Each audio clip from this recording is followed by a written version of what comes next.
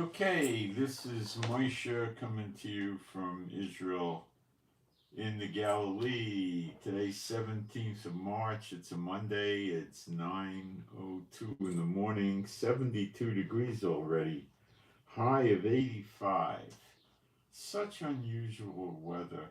Pennsylvania and New York are getting very unusual weather now. They're getting thunderstorms and tornadoes, which is so unusual for this time of year. It's really not normal at all. They're still talking Wednesday, 40% chance of rain. I don't know how that'll turn out. It's getting pretty close to predict out to Wednesday, but we'll see. They're talking starting on Thursday, we're going to have a few days of cooling. High is 62 on Thursday and Friday. And then Saturday we go to 65, then 67, then 74, 78, 79. So maybe we'll actually have a little bit of a spring ahead of us. I don't know. The weather's so unusual this year in Israel. So, what we're going to cover today is basically the Middle East is going to go hot. I mean, all the indicators are this is going to go hot, like in days, I guess. Um, the Syria, the new government, is fighting with Hezbollah in Lebanon. So Syria and Lebanon are fighting on the border between the two countries. It's serious. I mean, it's not that they're just shooting pistols and rifles. The Syrians shot 50 rockets into Lebanon, aiming at Hezbollah last night, and about the same time, or it could have been in the late afternoon yesterday, maybe, or something like that. And the Israeli government last night also attacked multiple targets in South Lebanon belonging to Hezbollah. So it's almost as if like Israel's lending a helping hand to the Syrian HTS government, which are Sunni jihadists, Al Qaeda and ISIS origins. So this has got massive implications because Turkey's occupying Syria. America has a number of bases in Syria in the northeast where the oil fields are, and in the southwest of Syria. Israel has a number of bases. So this is getting hot. Also, the Muslim media is blaming the UAE for the American attacks on Yemen, which continued last night. And they're saying that the Harry Truman aircraft carrier was based in the UAE. They named the base, and the planes launched from there. They also said planes launched from Qatar. And then they said that the British were doing the refueling, and they were refueling the American planes over Saudi Arabia, and the Saudi Arabians said they had nothing to do with it. And now we're hearing unconfirmed that Israel was involved in these attacks on Yemen also with their fighter jets. This is unconfirmed.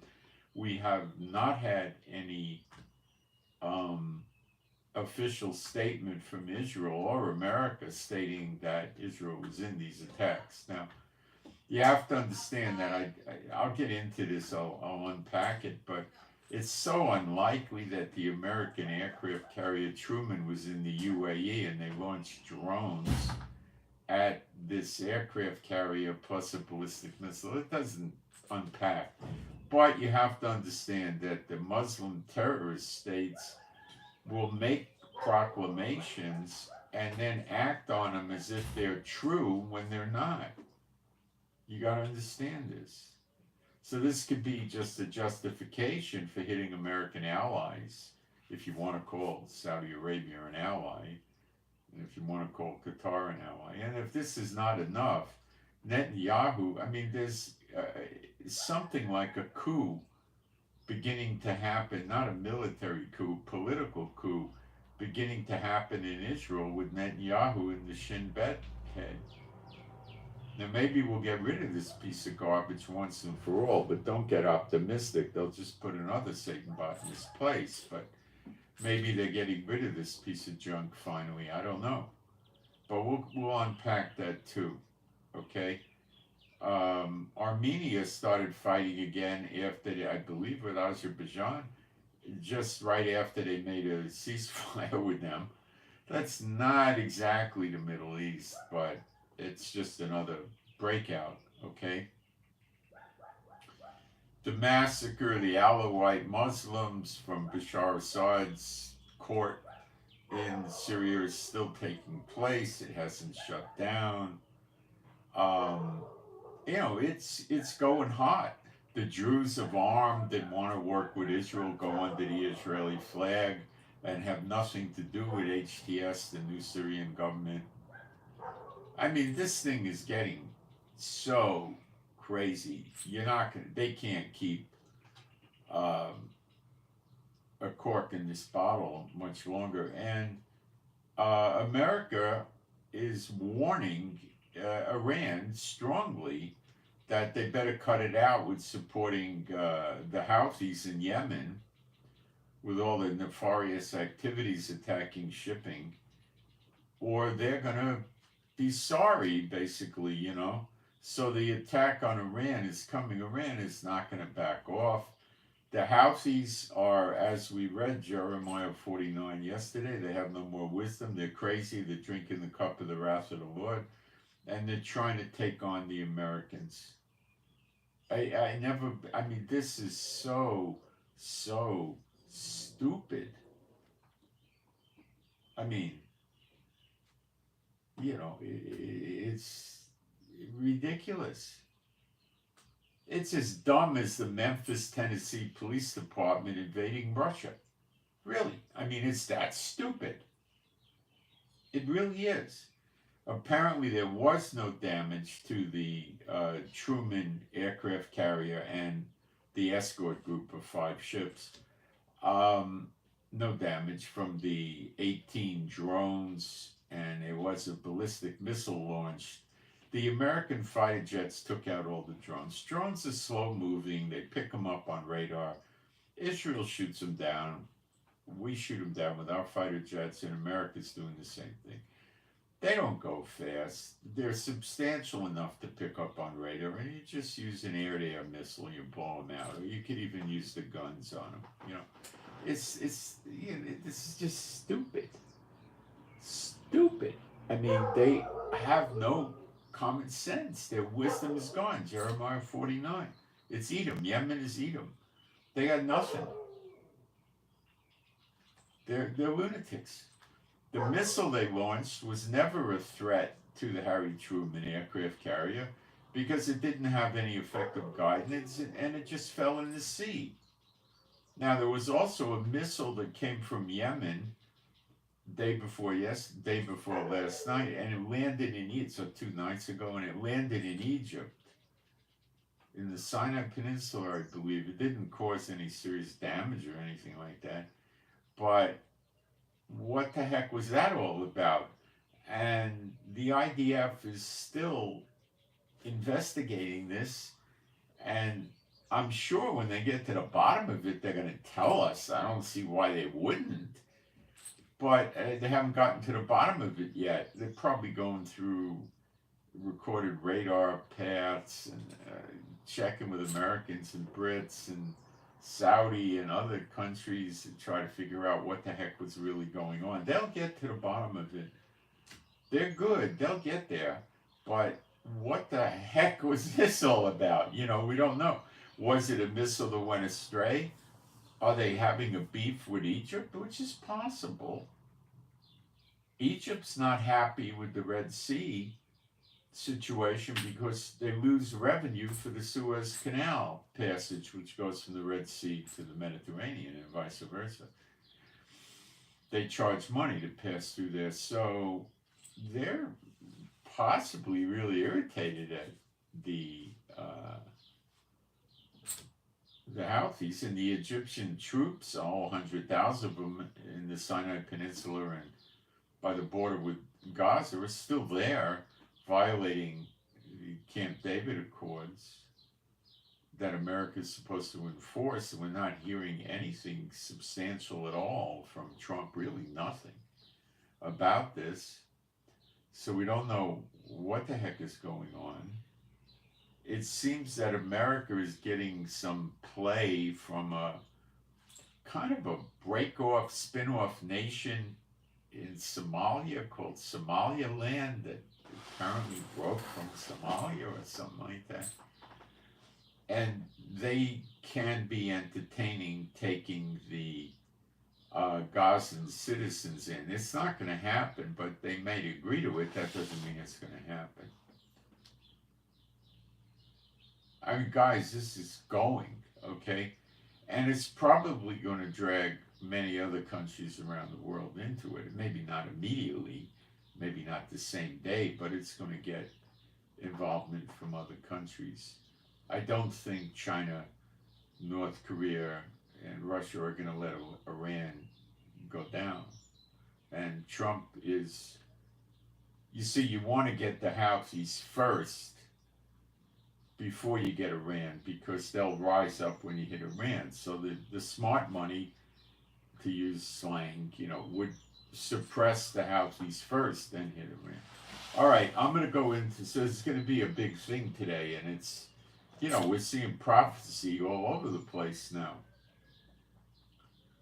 Okay, it's not Gog and Magog. When you read Ezekiel 38, it says Israel's living without bars and walls and peace and safety, with cattle, gold, and silver, and great riches. You think that's Israel today? It's the opposite of Israel today. Okay, so I'm going to go into the live stream and put my posts up and make sure we got a live stream and people are coming in and so forth. And that'll take a brief period of time. And so I'm going to go into. We got sound and picture. I don't know where the Eisenhower aircraft carrier group is. I think they only have one aircraft carrier in the Middle East right now.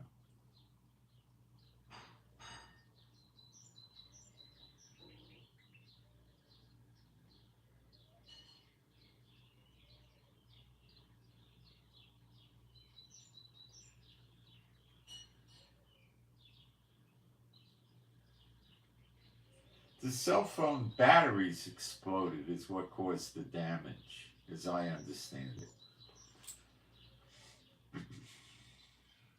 I have not heard of any microwave weapons being used in any war, so I don't know what to tell you about that. I haven't seen them used.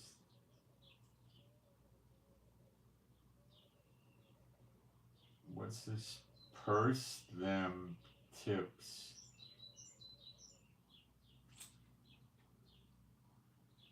I have no idea what that post means. Drones are extremely dangerous, but they're also extremely easy to shoot down. They're not fast movers, they're easy to take down. We've taken down a massive amount of them in the last year and a half.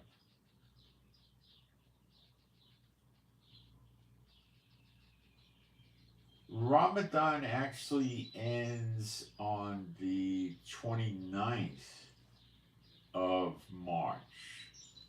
That might, so I think it's not the 30th, I think it's the 29th. You can look it up, I believe I did it the other day.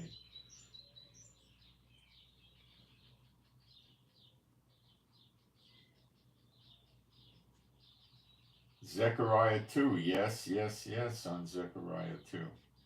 Okay, let me get my posts up and I'll go as quick as I can, and then we'll start unpacking all this stuff and go through the prophecies and take a look what's going on. But it looks like it's showtime.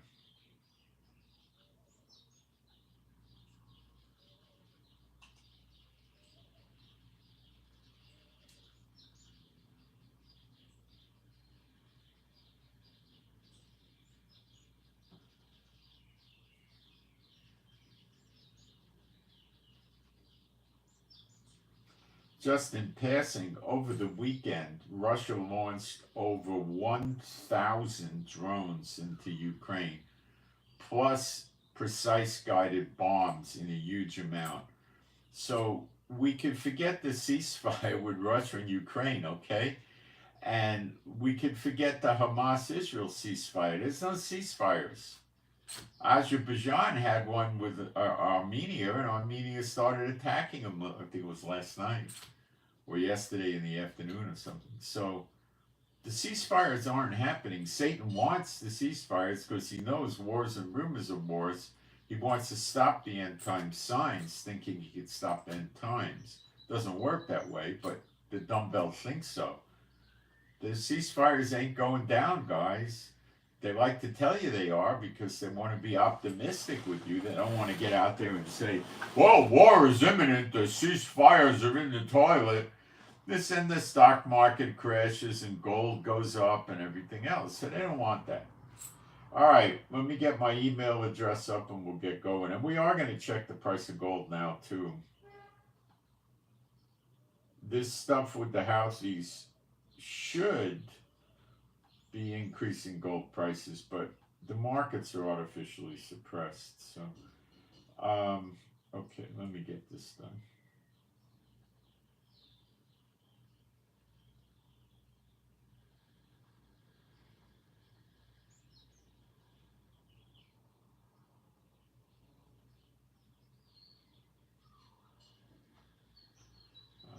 Check out the typos.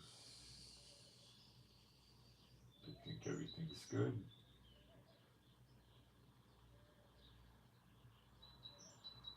Okay, we're good. I'm going to do some praise, being a Bible-believing site, Old and New Testament. There is no God like Jehovah. There is no God like Jehovah. There is no God like Jehovah. There is no God like Jehovah. There is no God like Jehovah. There is no God like Jehovah. There is no God like Jehovah.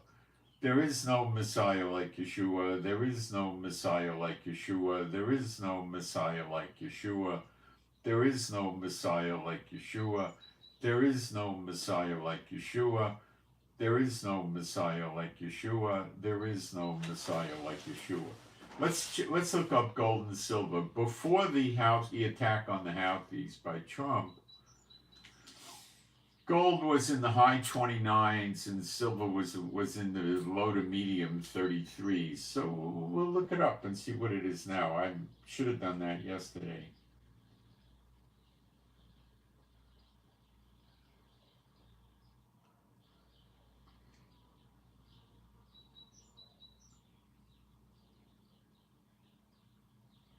All right, let's see where we're at. Well, we got a slight bump up in gold, not anything to write home about. It's right under, it's 29.89 right now.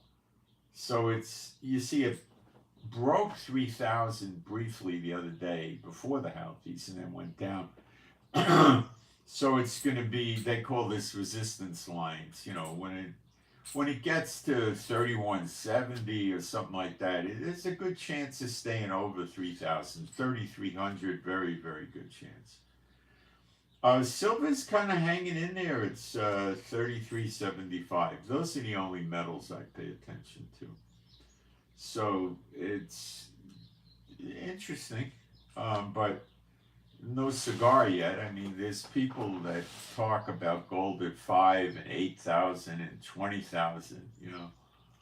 I think gold at 5,000 would not be crazy. 8,000 is way the heck up there.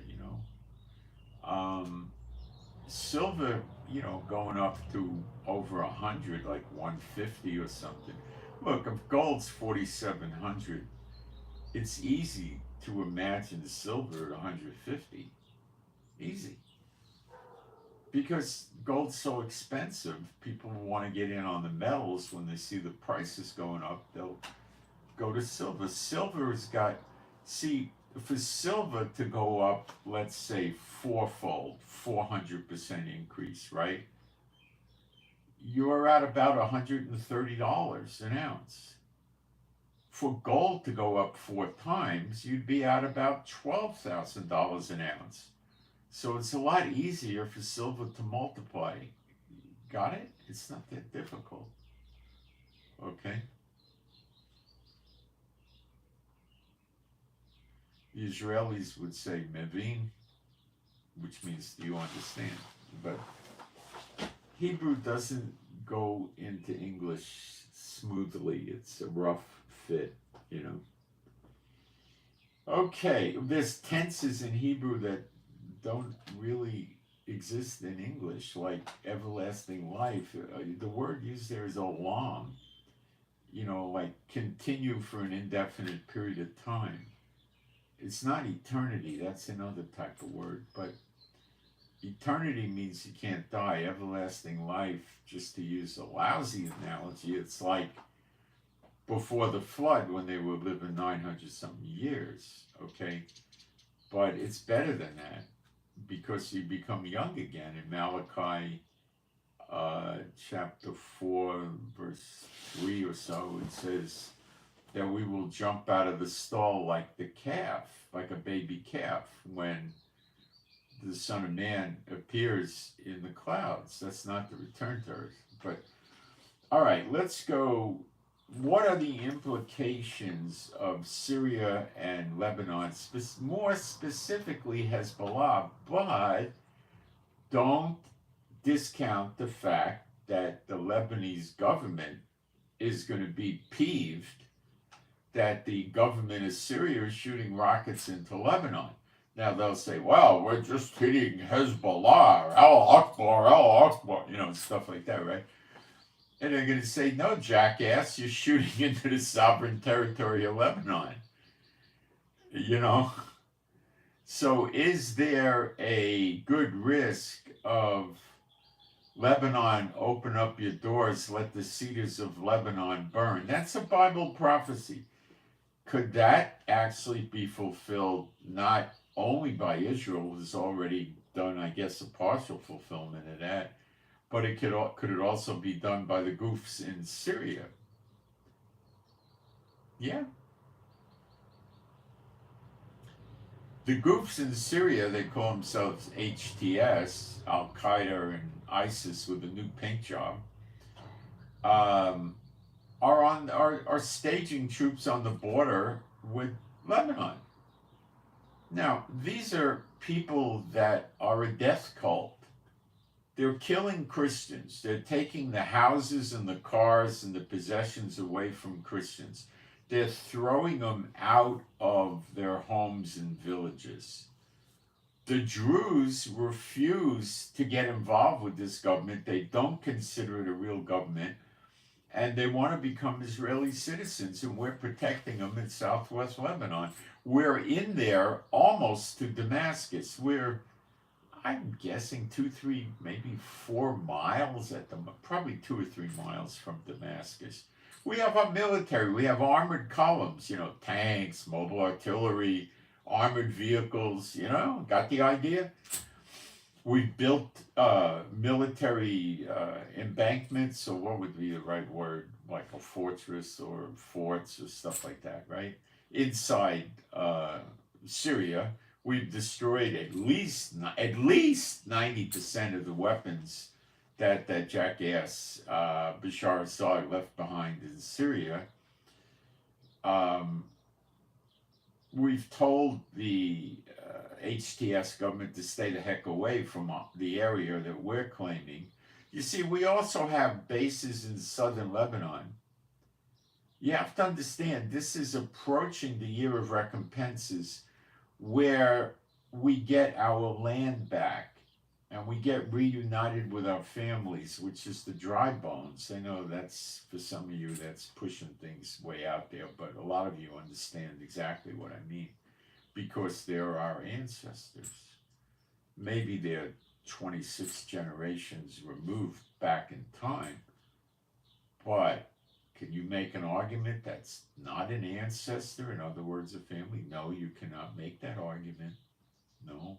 We have a great God, and he does great things, and you're going to start to see great, great, great things any day now. So we're already beginning to get land. Hamas is dead man walking. Okay? That's all Hamas is. They got their hostages. I listen to Muslim pro-terrorist media, and they talk about Israel, the genocide state, with their accomplice America helping them in genocide. Those jackasses are still sitting on our living hostages plus dead bodies of hostages and won't return them. And they call us genocidal. They started October 7th. We didn't. They did it.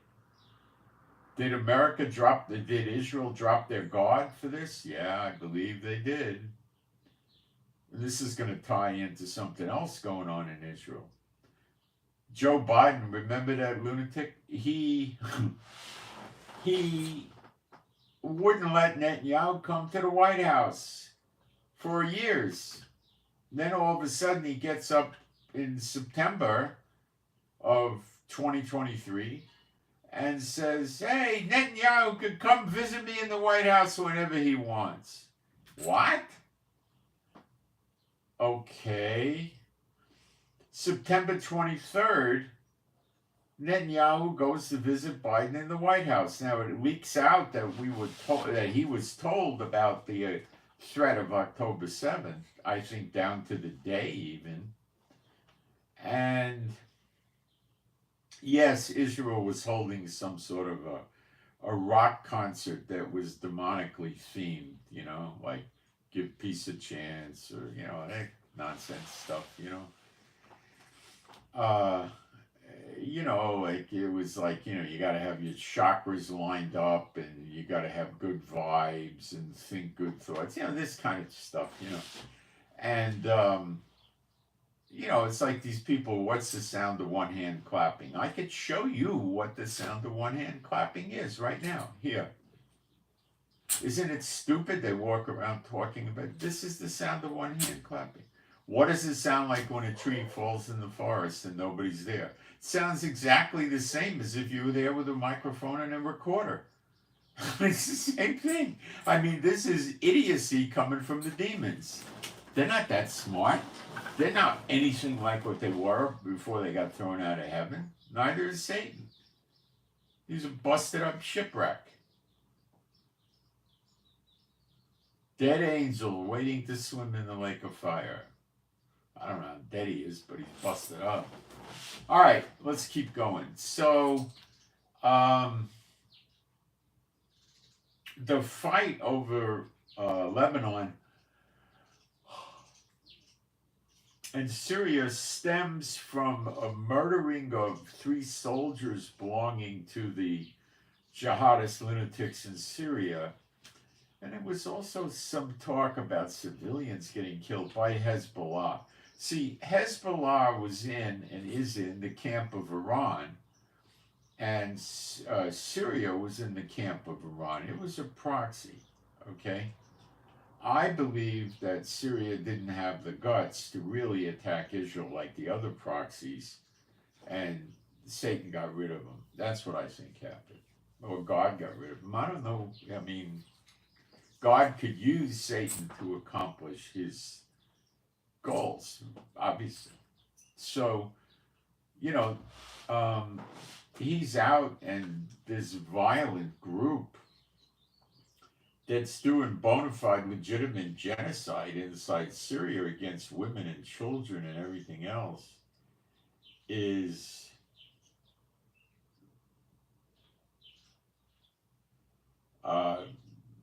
trying to run the place, and they're doing pretty bad.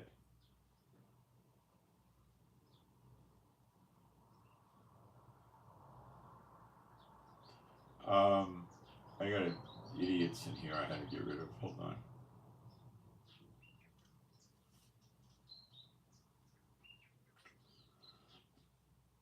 Okay, so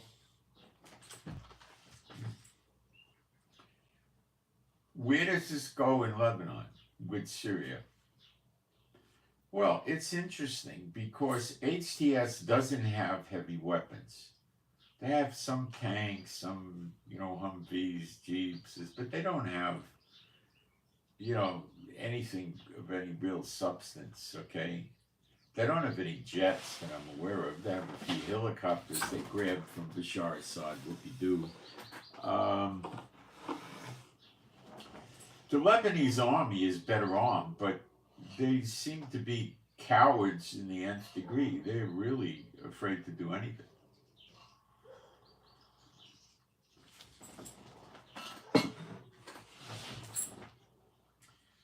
But they can take out the HTS if they wanted to, but that would be entering into Syria to do it.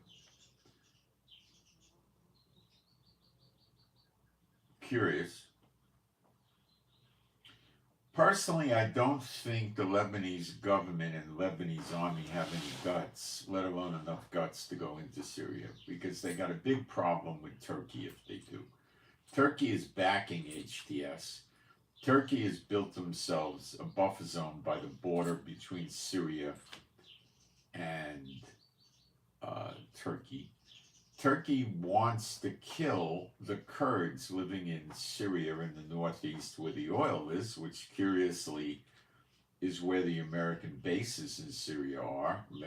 Ever hear the expression, follow the money trail? Well, that's the money trail, the oil. America's friendly oil companies are benefiting from that oil, and the American bases are there to make sure nobody tips that apple cart over. So if Lebanon goes into Syria to wipe out HTS, they probably could really bust them up. But would Turkey, after they spent a fortune doing this with HTS, would they just sit still for it? I don't think so. I think they would invade Syria to prop them up. And they got a pretty decent army and a navy and an air force. They don't have stealth jets. They're okay for an army. They're greater military than Syria and Lebanon combined. See, they don't operate in the area of idiocy like Iran with, tens of thousands of missiles. They got real jets, older generation, but real jets like F-16s, And they have Navy warships and submarines. They have stuff, right? Lots of tanks. You got a good sized army. They want to get Israel out of Syria because Syria has a border with Turkey, and they're afraid of Israel. Look, Israel is got a powerful military, okay? None of us have ever seen or heard much about Israel's surface-to-surface missiles. We hardly use them. Do you think we don't have them? Do you think we're idiots and we don't believe in surface-to-surface missiles? Of course we have them. We don't use them because we're fighting weak countries. So we don't need them. We're up to, I got the count now, 39 F-35s. That's a lot of F-35s. And behind those, we probably have at least 250 fighter jets of other designations, F-16s, F-15s, stuff like that, right? We don't have any F-22, any Raptor F-22s. We don't have any. I don't think anybody but America has those. Those are the good ones.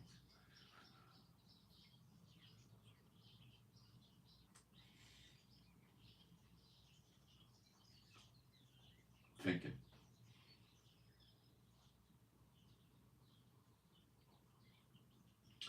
So yes, Lebanon could invade Syria. What would Israel do?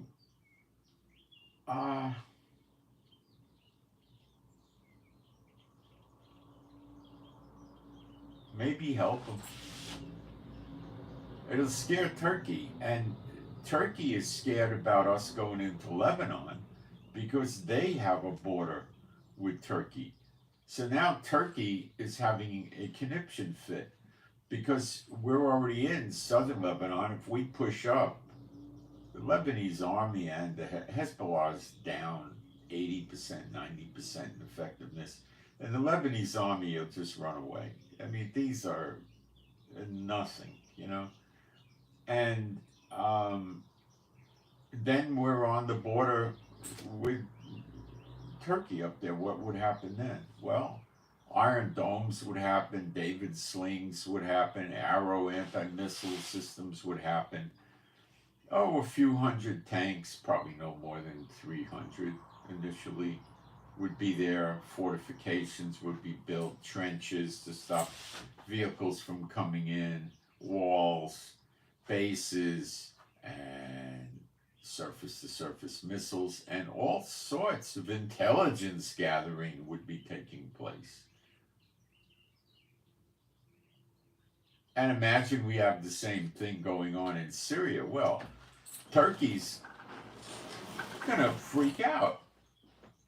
This idiot threatens to wipe us out all the time for years. So, you know, he's not that stupid. So he's going to feel, well, Israel's on my border and I've been threatening to wipe them out and raise a big Muslim army and demolish them all these years. Gee, this is not good for my country. No, it's not, you moron.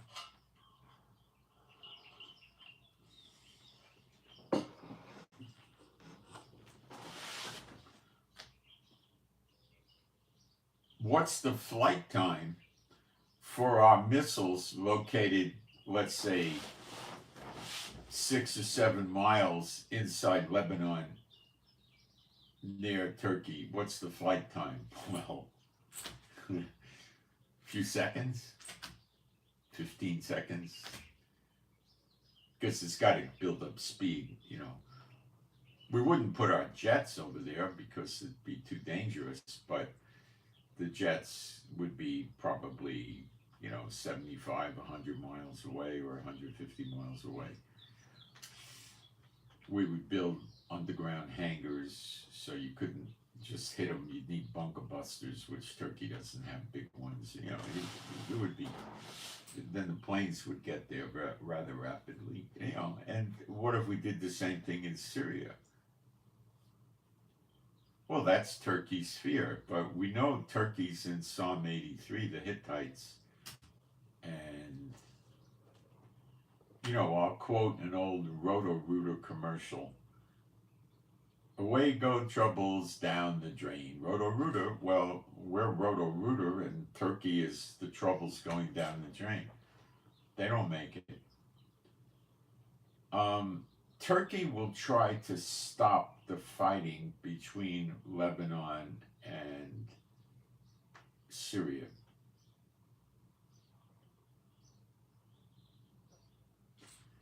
Will he be successful? Lebanon doesn't pay a lot of attention to Turkey. If Erdogan wanted to tell Turkey, look, I'm going to help you guys, I'm going to give you $1 billion a month, well, then Lebanon would start paying attention to what Turkey says, you know. He can't give them that kind of money, I don't think. I don't think he would. So the only thing he could do to protect Syria from Lebanon is to fortify HTS with his own forces, which he's done in a limited way. He got, now the Syrian government got the Kurds to join their government in return for a guarantee of the land they're sitting on in northeast Syria, which is turning against Erdogan in Turkey because he wants to kill the Kurds. Now HTS took the Kurds and incorporated them, including their military militias, which are good fighters, but they don't have real heavy equipment. You know, they don't have aircraft, they don't have helicopters, they don't have warships, they don't have submarines, they don't have a lot of sophisticated anything, but they're good fighters. A lot of women are in their ranks too, curiously. So he can't go around killing them because they're part of the HTS government now, which is the government that he put into power in Syria. So basically, HTS, in other words, Al Qaeda and ISIS with a new paint job, turned on Erdogan. They tried to do the same thing with the Druze, and the Druze told Erdogan to take a long walk on a short pier. And there's, well, I told that to, yeah. I'll be back to make your breakfast after all. Okay. So they actually turned on, the Druze actually turned on HTS, which is supposedly aligned with Erdogan, although they're having a falling out. I think they wanted Erdogan to help them push Israel out of Syria, but Erdogan knows that if he does something like that, he's going to have trouble with Trump, and he's going to have a lot of trouble with Israel.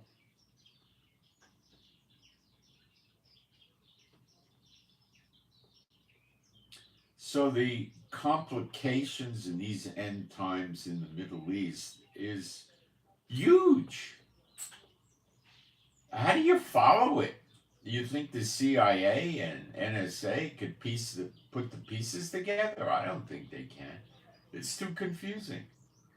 The leaders themselves don't know what they're going to do at the end of the week. How are they going to know? Oh, they could run predictive studies, but that's like the weather people. They often are wrong. You got to understand, the weatherman is not a prophet. They use scientific instruments to give them some indication of what storm fronts and stuff are moving in. And frequently they're right, and a bunch of the time they're wrong. Netherlands, okay. So, what's going to happen in Syria with Syria and Lebanon? Well, number one, it could calm down. But Israel's not interested in having this calm down. They're interested in seeing these two idiots kill each other, knock their lights out. Okay? America, I don't know what America really wants to do. America's looking at this as, okay, what about my military bases near the oil fields? America could keep Turkey under control right now, so they don't have a problem there. HTS can't do anything to them. Israel will never do anything to them, so they're pretty happy just sitting there, right? Russia can go to HTS and say, hey, I told you I want my bases back in Syria. Give me my bases back, and I'll help you with Hezbollah and Lebanon. But Russia can't do that because they're in mutual defense treaties and pacts with Iran, and Iran is a supporter of Hezbollah, so they can't do that. China's not going to get into this.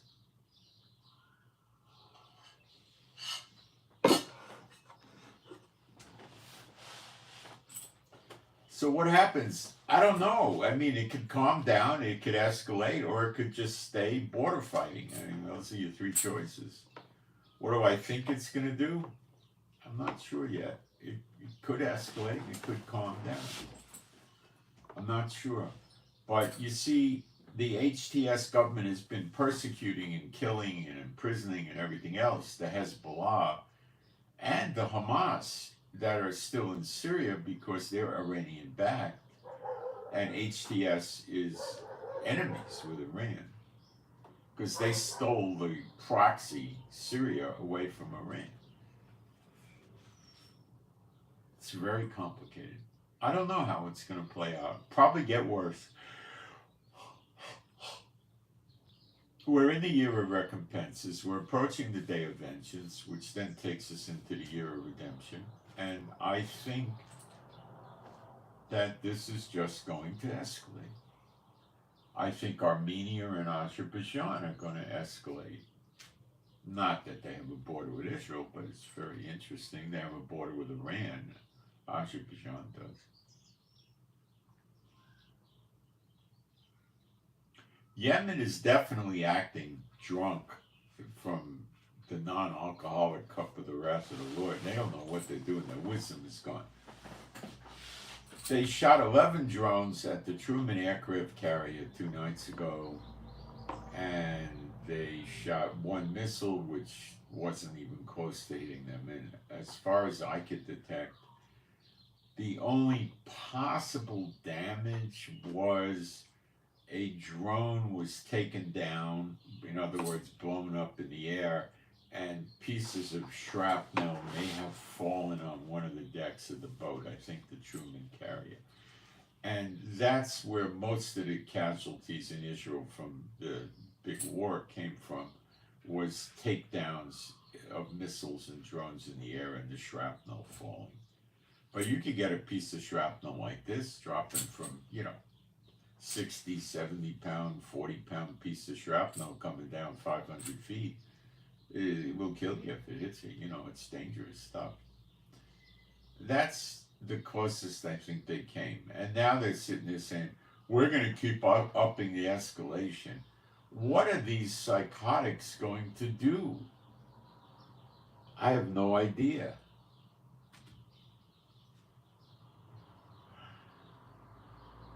Hitting Qatar, the UAE, and Saudi Arabia is a good plan for them, especially hitting the American bases in these areas if they can pull it off.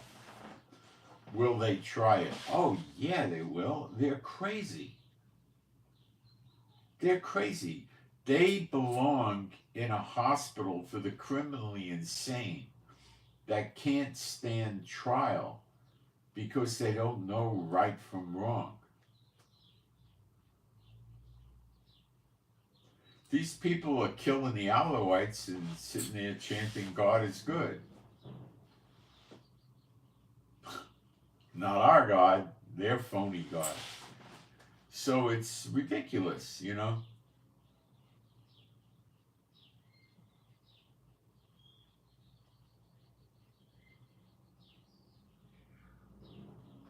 So Iran comes next. There's no chance right now of Iran escaping the wrath of Donald Trump. No chance. They won't negotiate with him. They don't show him any respect. They threaten him.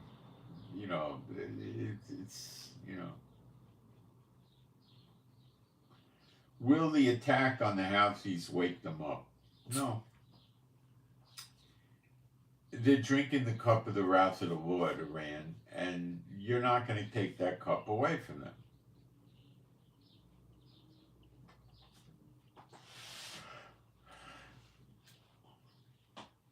It ain't going to happen.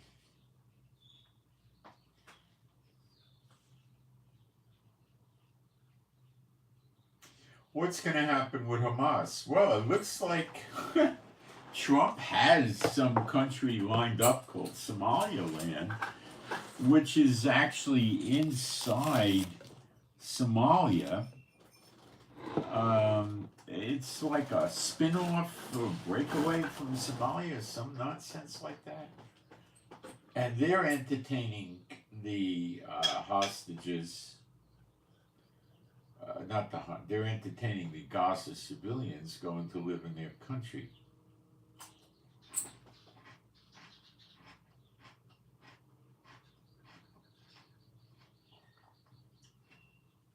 And there's one other country they're not naming yet in East Africa that's contemplating it.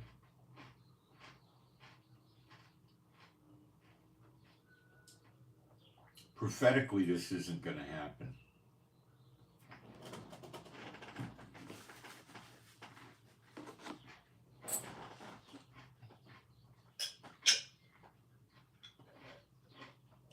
But it can provoke more uprising in the Middle East.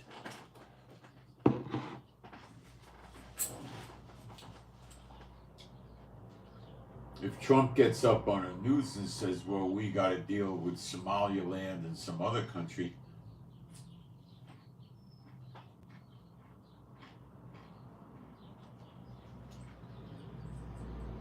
we're going to move the Gazans there, all 2 million.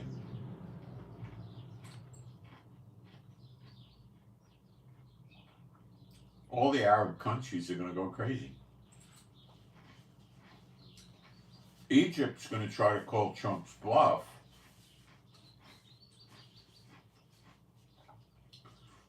and block them from moving them out of Gaza on the ground.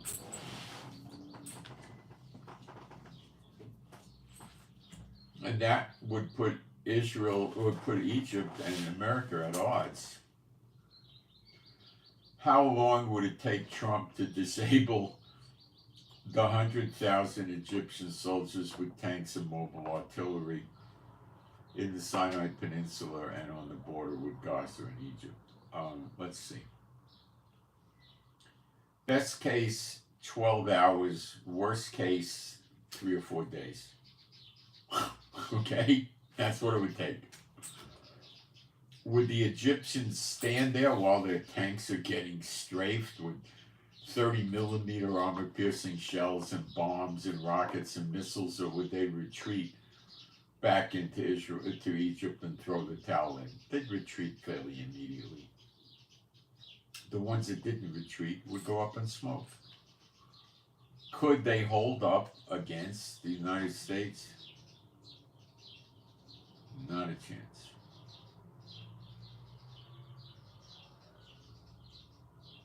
Not a chance.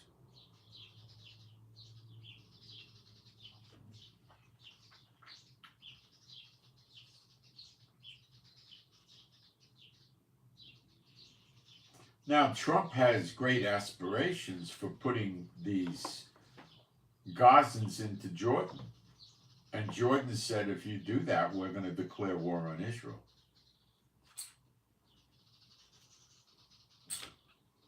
The king of Jordan is, let's put it this way, using slang, I would call him a super schmuck. Okay? He's a jerk. Let's get that straight. He's weak.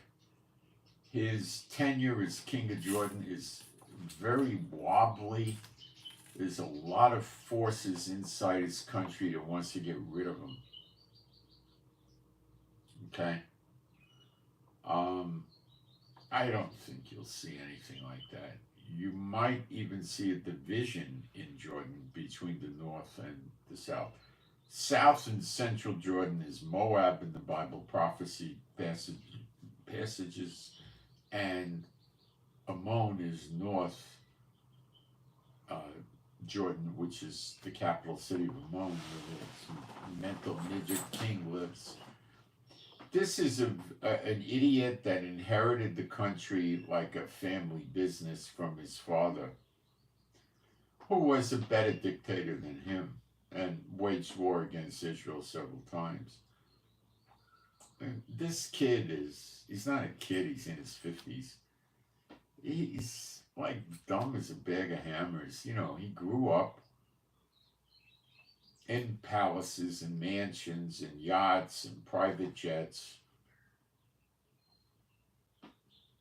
having a father that was a dictator of an oil-producing country in the Middle East with great wealth.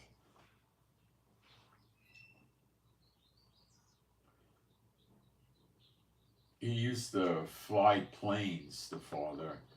He used to fly his own 747. He bought a 747 for his own use, like, you know, a big airliner that holds 300 or 350 people. He bought it for his own private jet. He used to fly it. We used to see pictures. We used to, going back 30, 35 years ago when I was in Israel, back then we would put on the TV with rabbit ears and we would pick up television from Jordan. And I remember watching once Rambo. Somebody was leaving Israel and gave me a black and white TV. And I remember I was watching the first Rambo movie one time.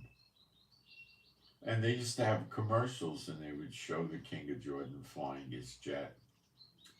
And he had a Air Force officer, I believe, that was his pilot.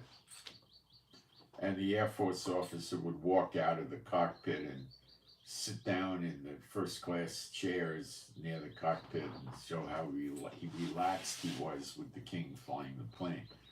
Well, he was 15 or 25 feet away, and he could run right in and save the day if someone wrong, you know.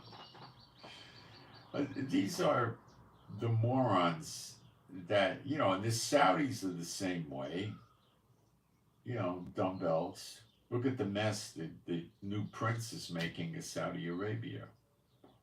And the UAE's got another village idiot over there. And Kuwait, oh man, this guy's a living piece of junk.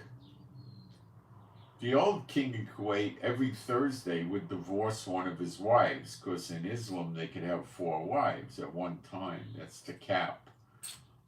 So every Thursday he would go to one of his wives and say, I divorce you. And they moved him into this big compound that he parked all his former wives in. He took care of them, you know. He probably never saw him again. He had, I think, 1 or 2 that he really liked, you know, that had his children or whatever. I don't know. Every Thursday you get a new wife. These are pig dictators. Where do you see them? You have them in Kuwait. You have them in Bahrain, big ally of America, big Navy base. You have them in Qatar, same garbage, big air base America has there. You have them in the UAE. You have them in Oman, the king of Oman, or the Sultan, or whatever the jerk calls himself.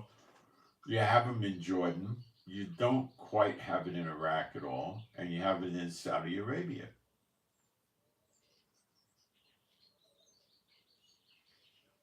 Okay? Lebanon, no. Turkey, no. These are pig dictators. They crown themselves king because it's more convenient to pass the country on to their sons by establishing kingship than it would be to you just call yourself the supreme leader like the idiot in Iran does.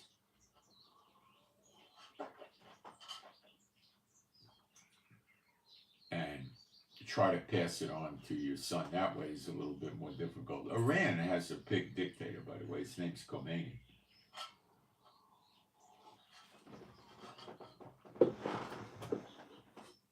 That's more his title than his name. Okay? Like Adolf Hitler was the Fuhrer. They'd go, Mein Fuhrer, you know. But his name was Adolf Hitler. So Khomeini is more like the Fuhrer, you know. I want to look at the live stream here.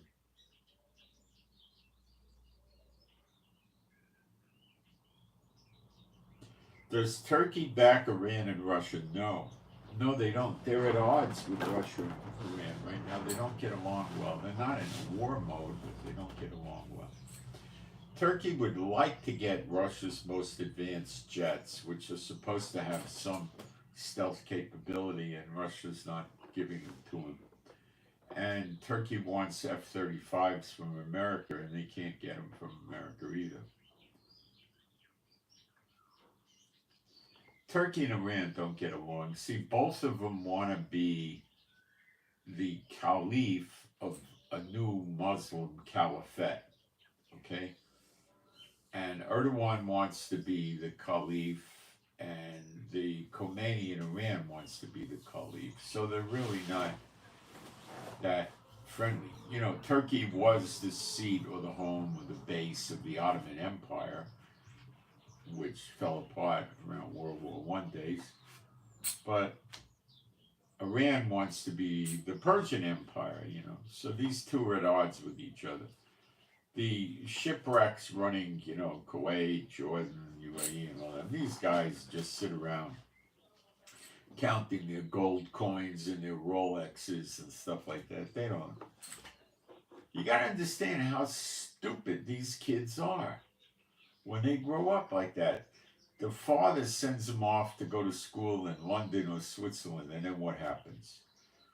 The father says, oh, you need a new medical library here at Oxford. Let me buy you one. And he invests $16 million in the Hussein Medical Library in Oxford or Cambridge or something like that. And then his kid goes there And, the dean calls the teachers in and says, listen, let's just make this simple. This son of the Jordan king, he passes. If he doesn't pass, I have to fire you and get somebody else because we need his contributions. That's how they go to university. Okay? They get big enough to work the pedals on the car. Dad buys them a Ferrari or an Aston Martin or something, right? I mean, these kids grow up in palaces that got, 50, 60 servants. They're helpless jerks. Really. The fathers had to fight for what they got and fight to hold on to it, but they spoiled their children with the lap of luxury. I mean, luxury like you can't even imagine the kind of luxury. They feel they need a specialist to take care of a skin problem. They fly one in from London or Switzerland and they, we'll give you $30,000, come in for the day, or whatever, right? Or if they need an operation, they'll either fly the guy to Switzerland or they'll bring the doctors in or something like that. The Saudis are the same way. These are not smart people. They didn't go to Cambridge and Oxford and study hard. They went there and they had probably a modest 4,000 or 5,000 square foot apartment. They had 8 or 10 bodyguards with them. They probably had 6 or 8 vehicles. Probably had 5 or 10 servants. I don't know if the kid ever would go to class.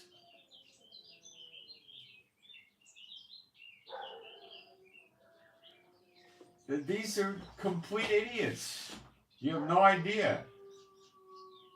They're not achievers that got there on their own.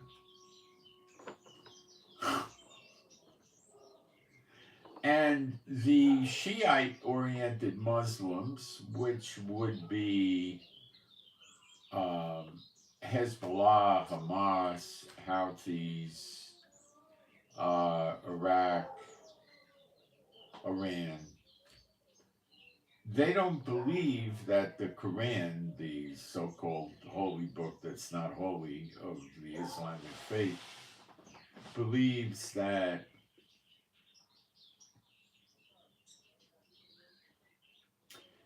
the wealth of the country should be redistributed amongst the people, not be hoarded by kings and emirs and sultans and dictators with various names that like to collect Rolls Royces and Ferraris and have airliners as private jets and have yachts half the size of a large cruise ship. You take a very modern cruise ship that's about 1,000 feet, 15, 16 decks high, right? And it'll carry normally about 3,500 people, plus about 1,500 crew, so 5,000 people. They'll take a ship that's half the length of it, roughly, or say 40% the length, right? And it won't ever have 15, 16 decks. It'll have 6 maybe. And they use it to house 12 people with about 75 crew members or 100 to pamper them. They'll have a cosmetician for the women. They'll have a barber or a hairdresser for the men. They'll have massage therapists and other kinds of therapists. They put surgical rooms in there for accidents. And they transport a doctor and a team of nurses with them when they go. They live in sheer utter luxury. These people are soft. They don't make good leaders.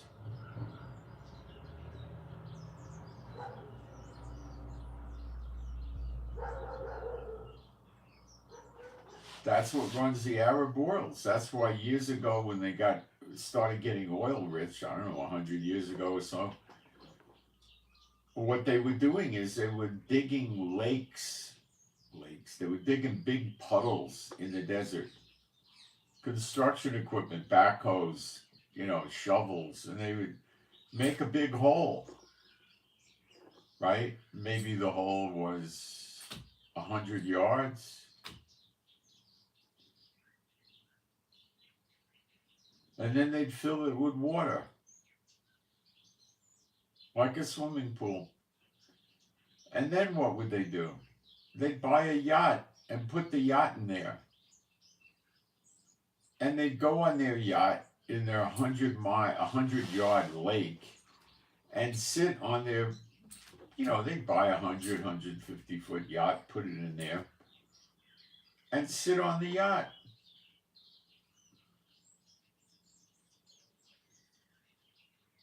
They used to buy railroad trains. They'd lay a mile of track, and they'd run the train up and down a mile of track, sitting on their luxurious rail car. This is what you're dealing with.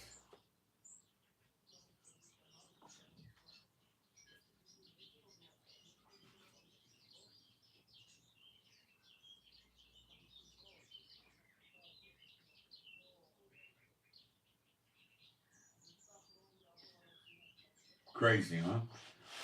All right. Let me get in my notes. Make sure I cover everything.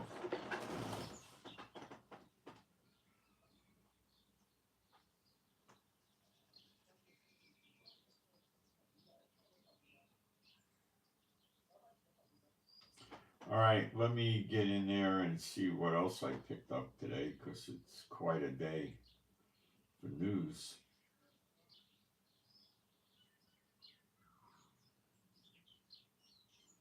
"14 new wildfires broke out in America, I believe, on Sunday. They have 14 new ones they're trying to control.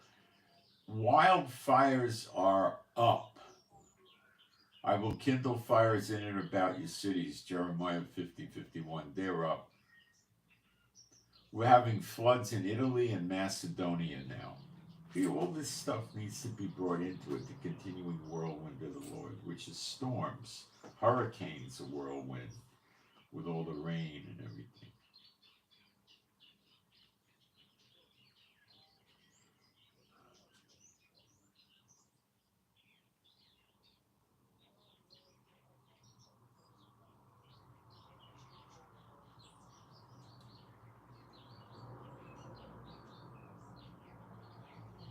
The Houthis could not hurt the American warships, by the way. So they're complete lunatics. What are they trying to do?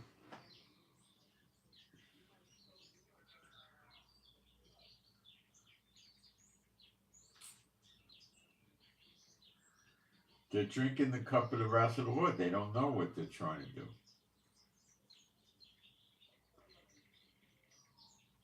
America will probably go back and strike the Houthis again tonight. As long as they keep talking about escalation, Trump's going to keep attacking them. Trump's not going to do a ground operation. He might have a few special forces go in for sabotage or targeted assassination or kidnapping, but it's going to be air attacks.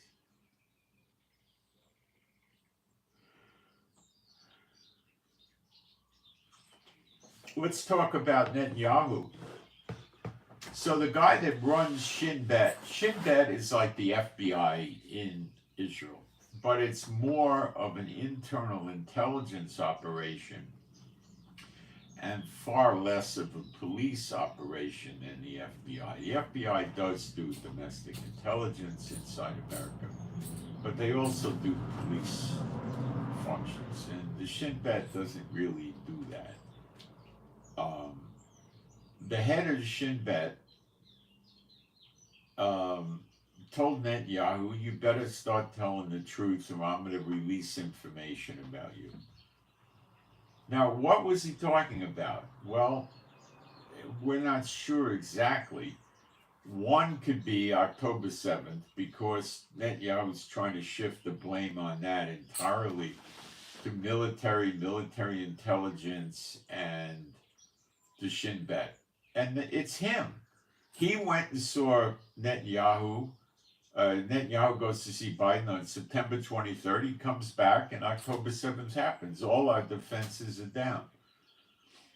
We had people in border outposts by Gaza that have binoculars, day-night cameras, rifles, and they're seeing these people come in, and they're picking up the phones, and they're saying, we're getting invaded. And the people answering the phones have said that they were laughing at them and saying, no, you're not. Usually, if they said they were being invaded, help would be there in 5 or 8 minutes. You'd have tanks, you'd have armored vehicles, you'd have helicopters, maybe even jets to support them.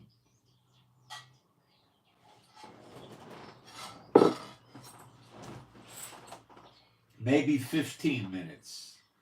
It took 7 hours.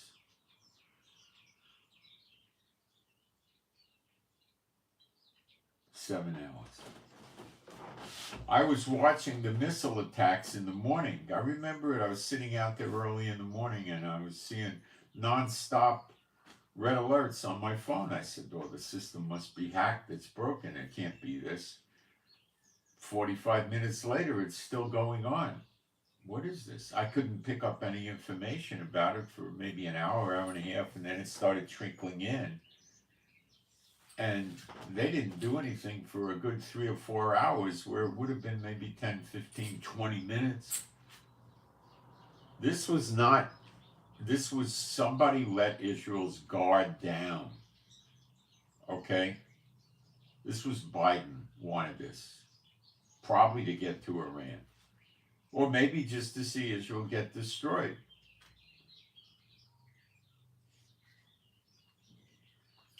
So now Netanyahu's blaming the people that didn't do it for doing it to save himself. So that's what I think this Shin Bet guy is threatening him with. So Trump gives him notice that I'm firing you.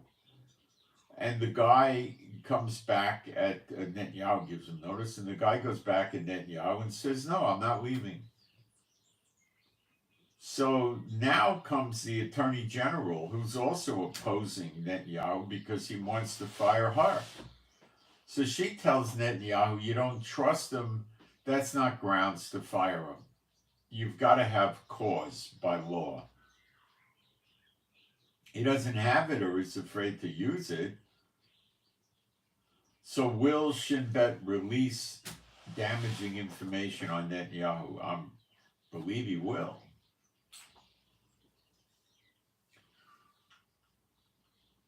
So what does Netanyahu do? The Attorney General's not letting him get fired. She hates Netanyahu too. She knows what he is.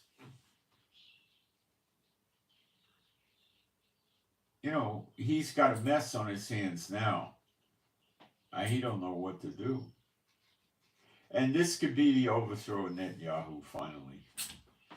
What a piece of garbage. Do you know that one of the big reasons October 7th happened is this evil satanic slug called Netanyahu imposed gun control in Israel in his 20-something years of being prime minister. Now, let me put this in perspective. Doing gun control in Israel is like writing speeding tickets at the Indianapolis 500 car races. Okay? You don't do gun control. You let anybody who wants to have a gun that's a Jew have a gun. Okay? If the people in South Gaza were armed like they were in the old days, would this October 7th have ever happened? No. Even if they just had pistols. They'd be in there. Okay, the people are coming in, they see it, they go in their houses, they open a window, they do whatever they're going to do, and they go boom, boom, with a 9mm. What's that going to do? Well, you don't want to get hit with a 9mm. It stopped the attack. What are they going to do? Well, they had AK-47s. Okay, that would be, most of the Israelis would be outgunned, but they'd be behind cover, so it would be mitigating circumstances. And in the old days, we issued Uzis. I remember it well. Full automatic 9mm Uzis, the big ones, not the little micro mini, the big clunker. The Uzi's good for 25 meters, 25 yards, something like that. It just sprays, okay? Nice little 40-round clip, and you just, and you mow them down, all right? Multiple hits. You shoot low, you shoot them in the legs. If they're on concrete, you could ricochet, they used to teach this, ricochet it off the concrete into their legs. You start taking bullets in your legs, even though they're just little 9mm, you're not walking, you're laying on the ground moaning if you're still conscious. You're not in the fight anymore. 2 or 3 bullets in your legs, goodbye, you're not fighting.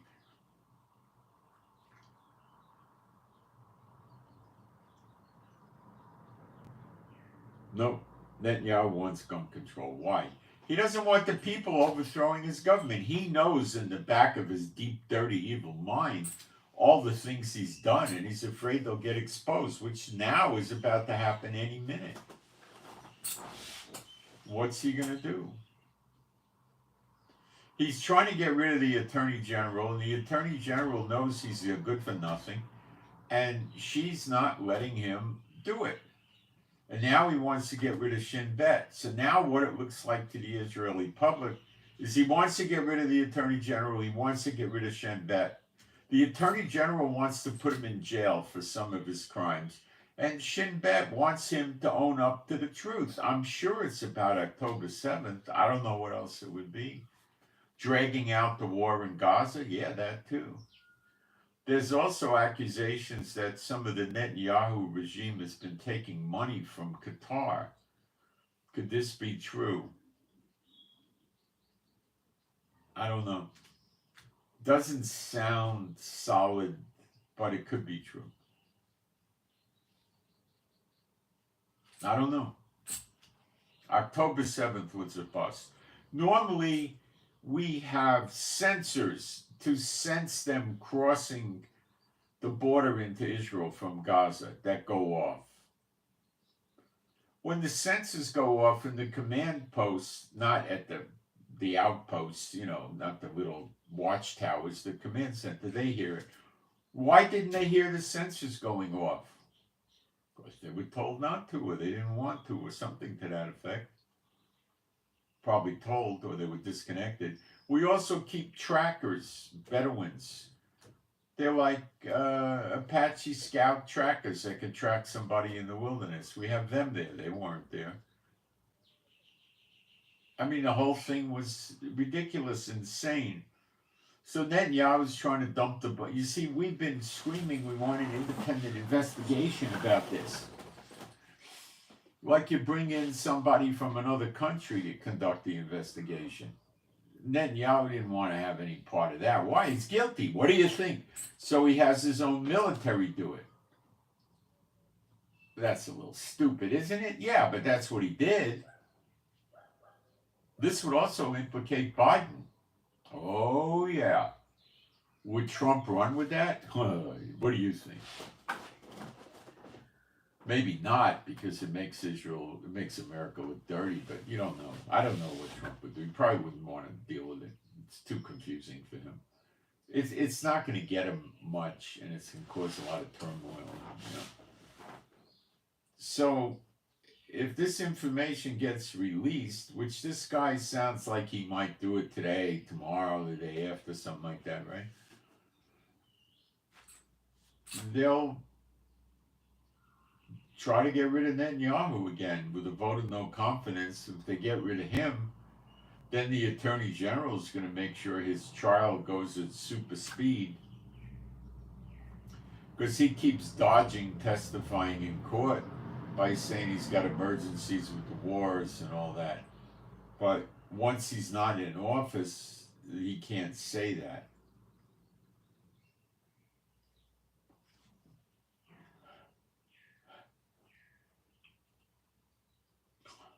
Then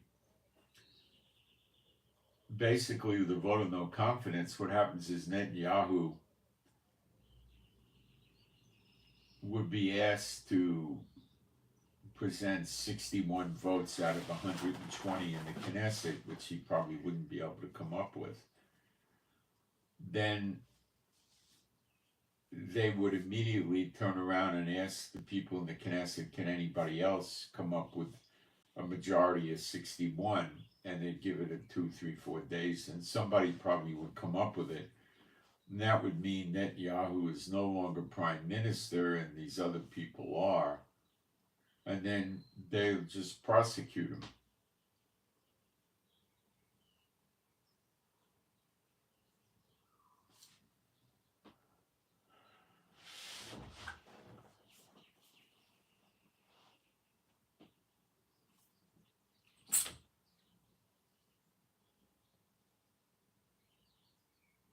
There you have it. So he gets up to 16 years in jail. He'd probably get 2 or 3 or 4 years. The crazy thing is, if he decided to throw the towel in and go to the Attorney General and say, I will agree to a court order, not a written contract, a court order from the High Court of Israel,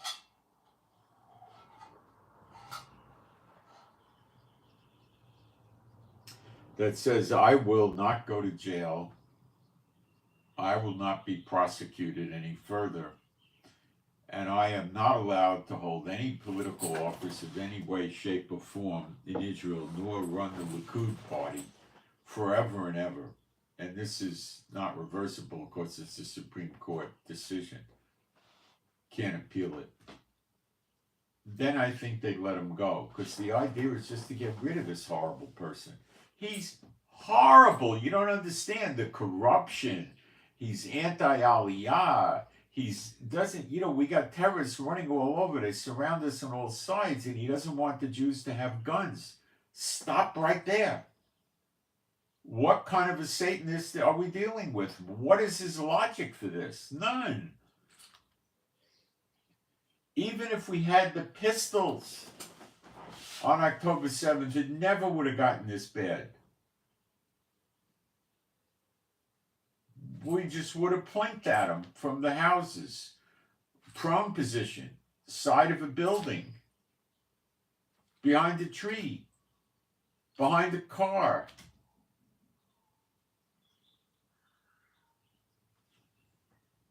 It never would have got anywhere. They would have been dropping like flies. These are not highly trained soldiers. You think they're like Rangers or something like that? You think Hamas has a nice big training facility? They're a bunch of jerks. Jihadists. They would have fallen like flies. And a lot of us would have had the rifles. They used to give us Galilee rifles, the 223, M16s, and Uzis. So we wouldn't be outgunned. The 223 and the Galilee are an equal match to the AK-47. And the Big Uzi is just about the same thing.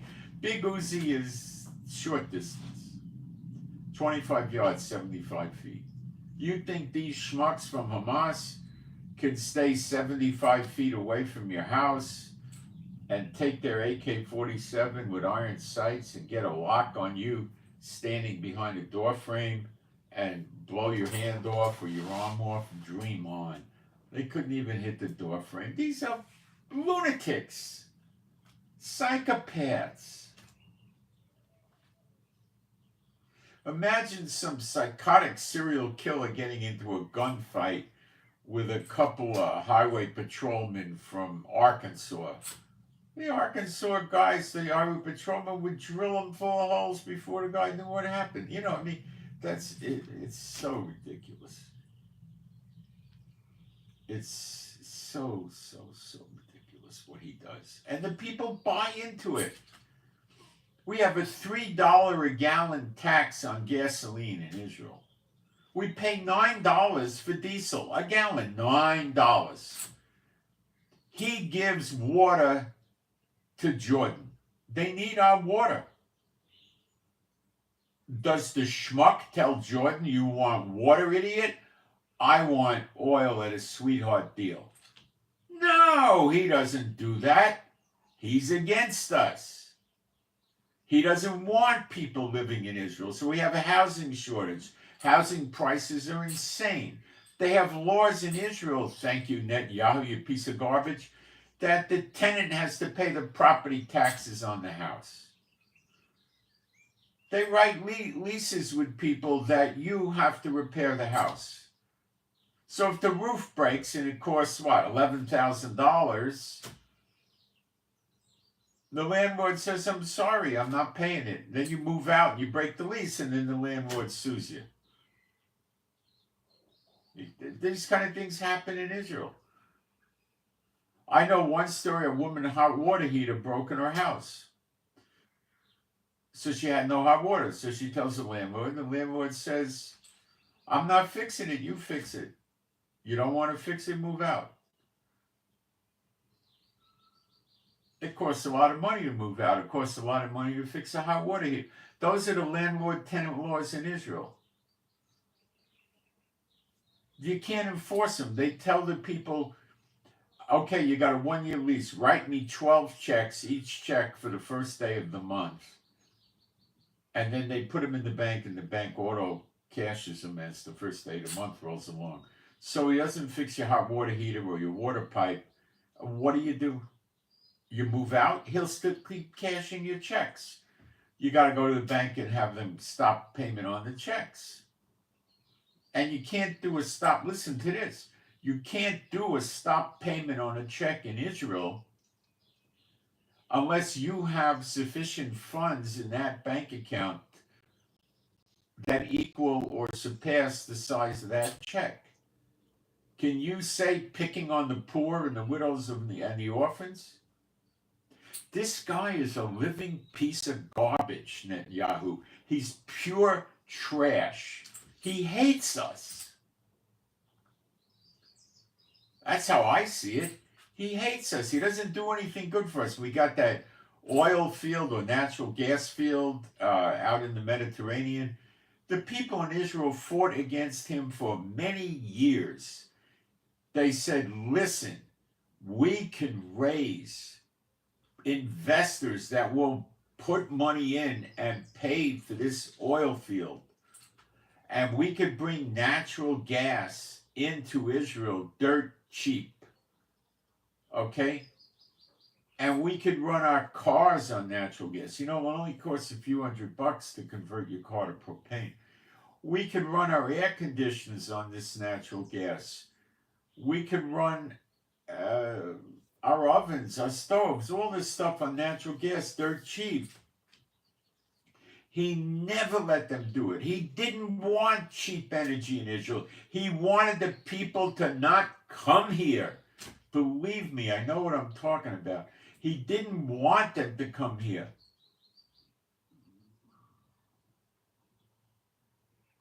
There's corruption all over the place. There's 100% tax on cars here. Why doesn't an idiot make his own cars in Israel? We can't do that? Of course we could. We couldn't go to Ford or somebody like that and say, come on, open up a plant. And then we wouldn't have the 100% tax. Well, then he wouldn't have 100% tax on cars going into the government coffers, and who knows where it goes from there. And if you got a luxury car, you pay 150% tax. Life's near impossible here, except for the Satan bots that own the big companies and have the big jobs. For everybody else, it's horrible. He doesn't put money into our antiquated healthcare system. No, he buys F-35s. $100 million a pop, and he buys those and lets the healthcare system. They give you medicines here that they used to use in America 25 years ago. They don't use anymore. That's what they give you here in the healthcare system. I mean, you got healthcare, and I understand the healthcare system in the UK and America is pretty crappy too. But, you know, it's not so great here. Believe me, I don't go there. My wife doesn't use them. We avoid them as much as we possibly can. I don't go to them at all. I haven't been in the clinic for 6 years probably, or something like that. I don't go to them. Can't stand them.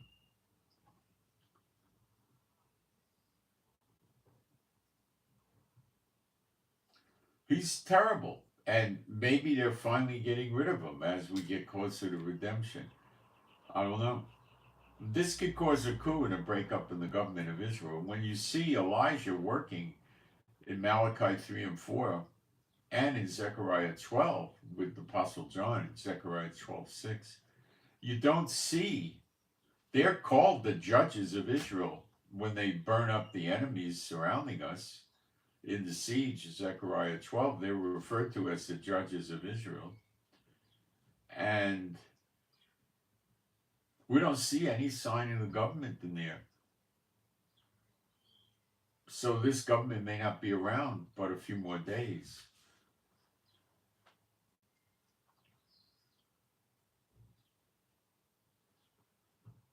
I don't know.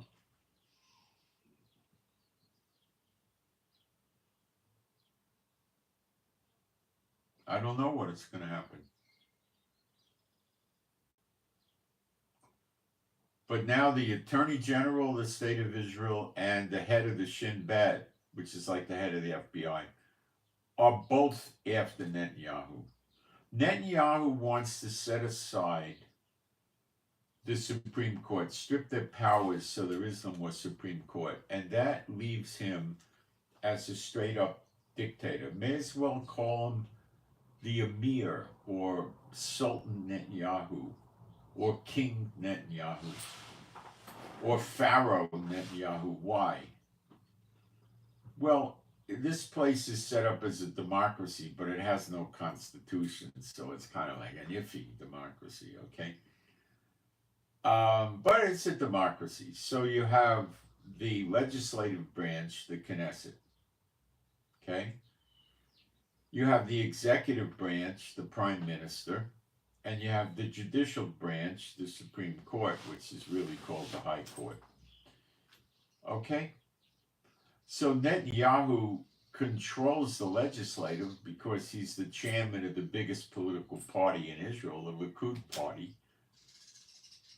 And he is the executive branch, so he has two of the three branches under his control. And if he strips the power of the Supreme Court to do anything, in other words, he wants to change it so the legislature could do whatever they want with no repercussions from the Supreme Court for violating the rights of people. Okay? There's no more democracy. All you got is Netanyahu, King Bibi. And he wants to have a law passed that says anything a prime minister ever did while he was a seated prime minister, he can't be prosecuted for civilly or criminally. And that means it's the end of his criminal cases. And people want to save the country. Netanyahu is a complete bum. Okay? He's worse than Biden. He's worse than Obama. Believe me, he's well, Obama was pretty bad. He's horrible. There's no leader of Israel going back thousands of years that ever ran those parades through Jerusalem and Tel Aviv. Yerushalayim, Yah. It's the only city in the world named after Yah, Jehovah. And he ran those parades. You know what kind of parades I'm talking about through Jerusalem. No other evil, wicked leader of Israel ever did that. He's the worst. He's the worst. He tries to drag the sins in on the Israeli people like crazy. He is so wicked, so evil, and he surrounds himself with his own kind, believe me. So it would be wonderful if they get rid of him, but who the heck are they going to put in his place? They're just going to get another satanic slug. That's why you need to be praying for Elijah and Apostle John to take over as the judges of Israel pretty quickly. Please pray that.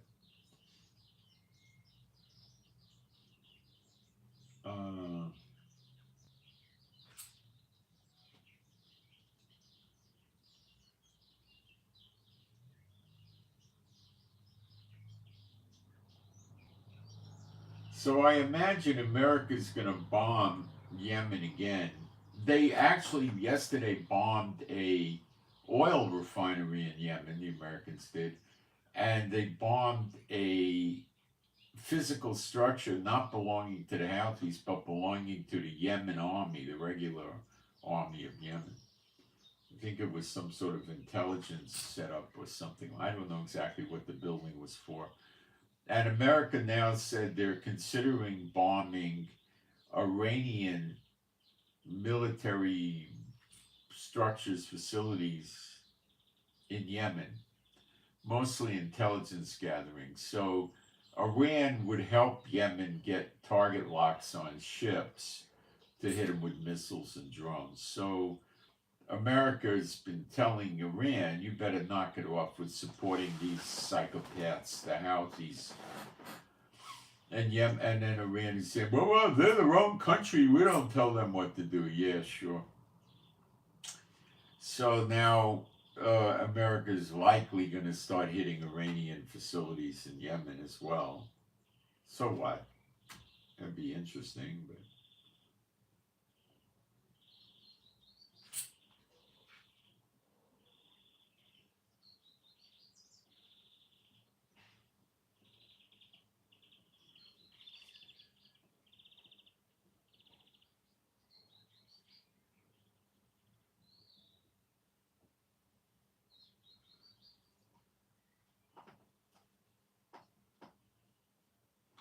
Cuba and Panama both have nationwide blackouts right now. Cuba's an enemy of America. Russia puts warships there, and Trump's been talking about taking the Panama Canal back. What a curious thing going on at the same time, isn't it? I'll be right back in a minute. That's probably not a coincidence.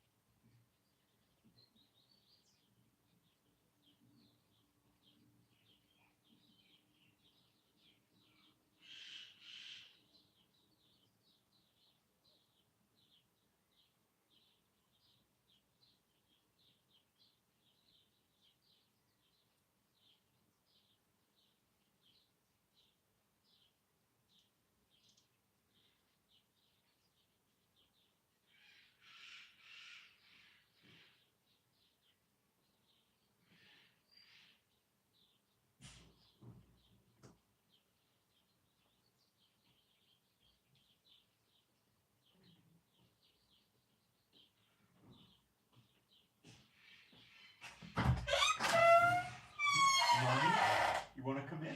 Mommy, come. Come. Come. Mommy. Come on in. Come. Come. No, come here. Come here. Come here. You want to meet everybody? Come on in. Come. Come.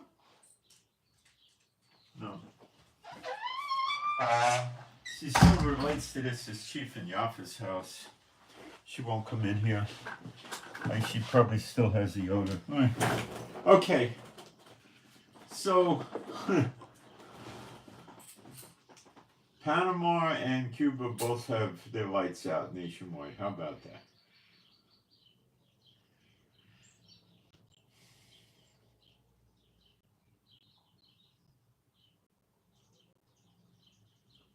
So there is no ceasefires taking place with Hamas and Israel, nor is there a ceasefire taking place with Russia and Ukraine, or even close. And Armenia and Azerbaijan just broke the ceasefire. There ain't gonna be ceasefires. Satan's failing. No ceasefires. It's just gonna get worse and it's gonna explode. That's it. That's what's happening. Now, Iran's going to get it as soon as the Houthis is significantly disabled. Now, we know from Jeremiah 49 and Ezekiel 25 that Yemen's going to be a devastation. So something's going to go wrong with the decision the Houthis and the Yemen government are making. The Yemen government is probably going to side with the Houthis. And they got tanks and a little bit of aircraft and some Navy ships, and they'll try to stand up against America, and they'll just get swatted down. And Iran's going to get it, and America's going to be attacked, and the homeland. You know, all of this is going to happen. It all comes. It's coming now. It's coming to a head. I don't know if you guys see it, but it's coming to a head. China just got these barges that they built to land ships with equipment like tanks and vehicles on Taiwan, and they could drive the vehicles off the boats down these, they look like ramps, they call them bridges, they're more like ramps. They could drive the tanks on these things onto the land. See, America has tanks that you could deploy off a ship maybe 100 yards out or 200 yards out or something like that, that can float in the water and then land on the beach. But China doesn't have those. And they need jeeps and trucks and stuff like that. So they built these bridges. They seem to be made out of metalwork. And they just drive the vehicles off the top deck of their barges, their boats that they probably are carrying troops and stuff. See, China's 110 miles from Taiwan. So you're talking about a 4 or 5 hour trip in a barge. You're not talking about crossing the Pacific, okay? It's a few hours.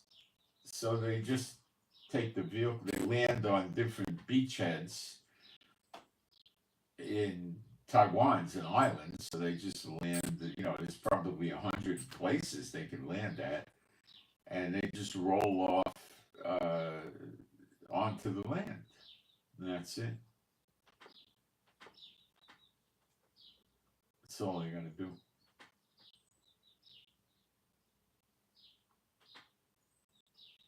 It's going to become more confusing, probably, and more bewildering for us to see all the things happening at the same time and try to figure out how they're going to develop, because that's end times. It'll throw the world into confusion. We're not going to really be in confusion because we know what the end is. But we're not going to know all the little details as to how we get to the end, because the prophecy doesn't reveal all the little fine details. But it definitely looks like this is it with the Middle East blowing up.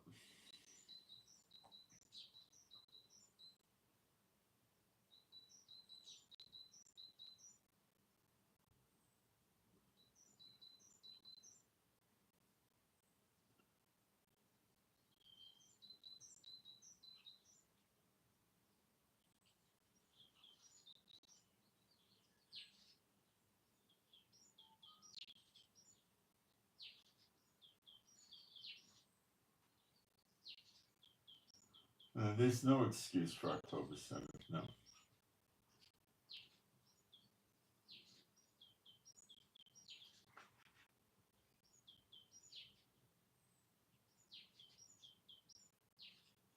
Too much levy going on. It seems to be I don't know what you mean by levy.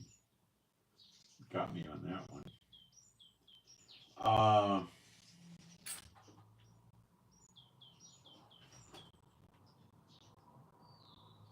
That's basically what's going on. So when you read Jeremiah 49, you know, you read about Yemen or Edom, it's really Edom, losing its wisdom. They don't know what they're doing, and that's exactly what's going on. How the heck is Yemen going to hold up against America? Yeah, they what they call a deterrent is shooting drones and missiles that never hit against the American warships. It's not exactly much of a deterrent. I mean, it probably gets the Pentagon concerned that they might get a lucky hit and burn an aircraft carrier or something like that. Let's say a drone lands on the deck and hits one of the jets on the deck that's all fueled up and causes a flame explosion that spreads to the other jets, and the aircraft carrier could actually get burned or something, which is not that likely because they got high pressure firefighting equipment and they are well trained. So they have these hoses that shoot chemical foam and they wear flame suits and they just put it out. I don't think they're going to burn the steel deck, and you know, it's probably never going to happen. Um, what are they going to do to America? They're going to hide in the caves, in the mountains, in the rocks, in the clefts, while America drops all sorts of bombs on them. Great plan, guys. See how well it works. No.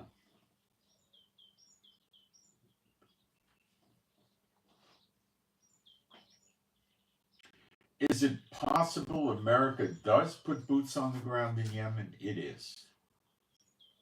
It is. Is it likely? No. No. It's a lot easier to just keep bombing. Putting boots on the ground for America is very expensive, very time consuming, and they're going to get a lot of casualties and a lot of busted up equipment. And it's a lot easier to run without casualties, without busted up equipment, and just do missile strikes, drone strikes, and aircraft strikes with bombs and missiles, and that's what they're going to more than likely do. How much more time will it take? Well, as long as the Houthis keep barking about their continuing their escalation, I think Trump will keep destroying as much of their equipment as he can blow up.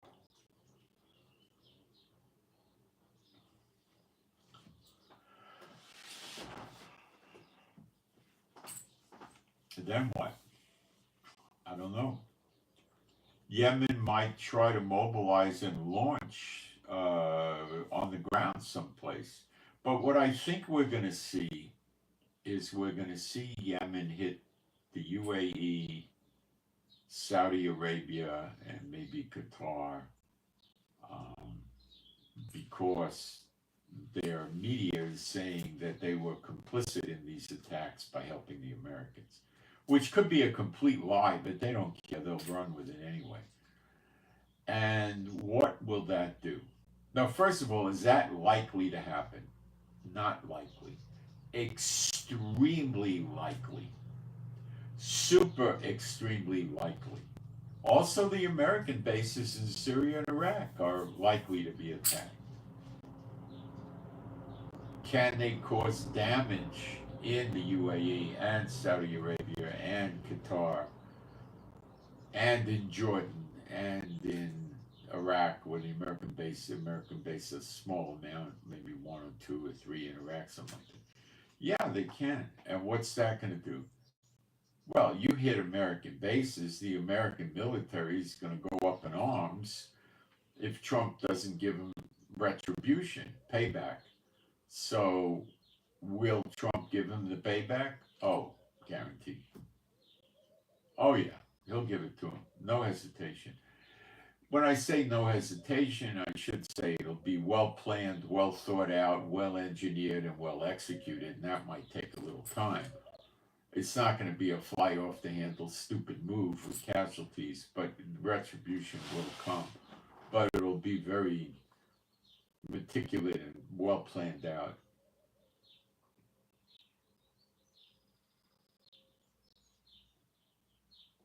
they could hit Saudi easy. So this stuff's going to go down, and the Middle East is going to light up.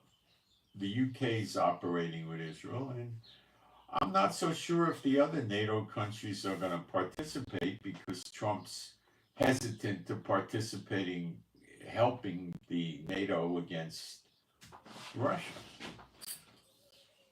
Putin's got and Trump got a thing going where they don't want to kill each other right now. That could change, but that's where they're kind of at. Um, Putin's saying, if the UK said they put 10,000 peacekeepers in Ukraine, and so Putin's saying, well, you do something like that, it's a red line. Well, Ukraine and America and Europe and NATO have crossed Russia's red lines quite a few times. So don't be so sure that Russia's just going to say, now it's war. Russia's got its fears too. The whole thing in my book is you got to look at the sleeper agents in America, which are being ignored by the media and they're being ignored by the government. But they're not being ignored. They're just not being spoken about publicly. And this is a real problem America has, and that's going to be the downfall because they can't deal with it quickly. It take years and years. That's a problem they got. They probably have at least 2 or 3 million, if not 10 million, sleeper agents, military-age males, coming in by themselves into America illegally. So they got a real problem. And they're on Chinese land, which China purchased adjacent to America's big military bases. So how hard is it for them to storm in there? How hard would it have been for them to make missiles and weapons inside basement facilities on these pieces of land that China has?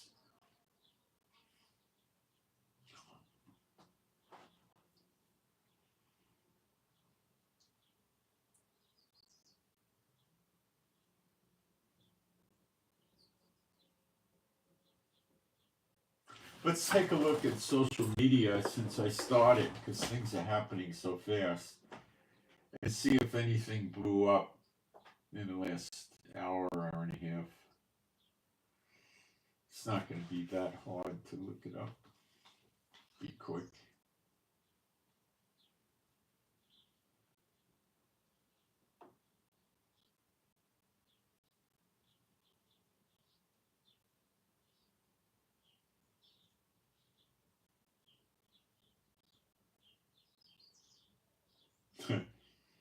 Just to give you the intensity of what's going on in Syria and Lebanon, I'll read this to you.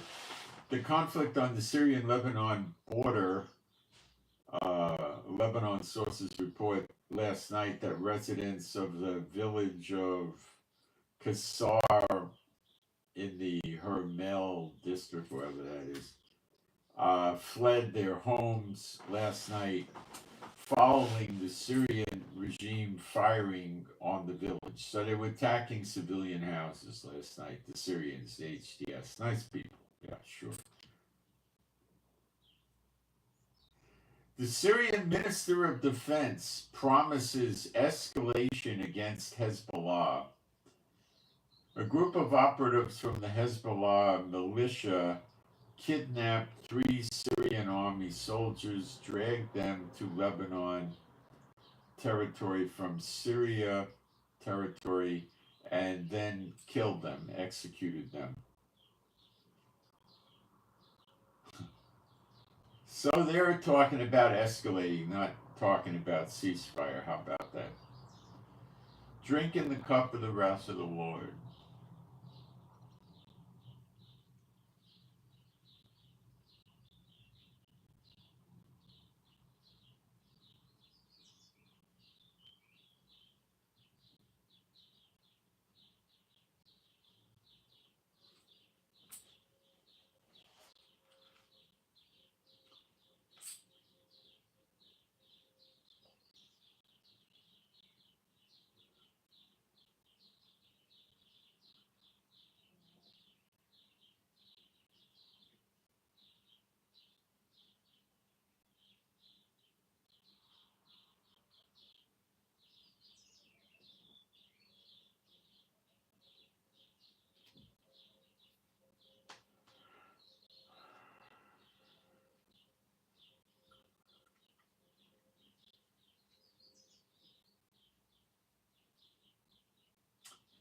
Well, the Houthis are still sticking to their guns. They're going to escalate against America. Well, yeah. I don't know what they're going to do.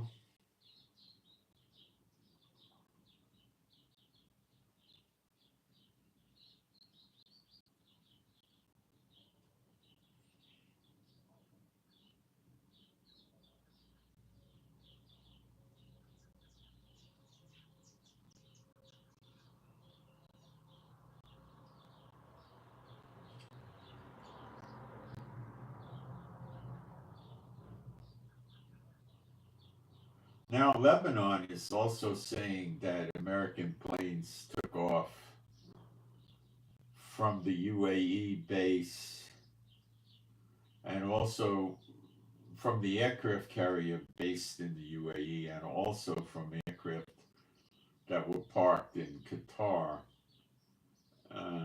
They're saying the same thing that the Muslim media is saying.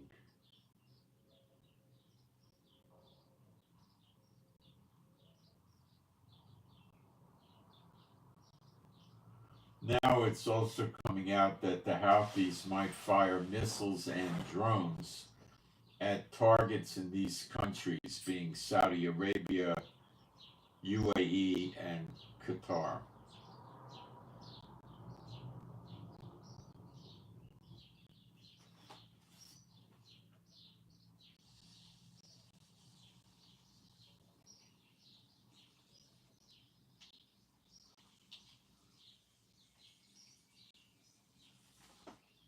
Uh,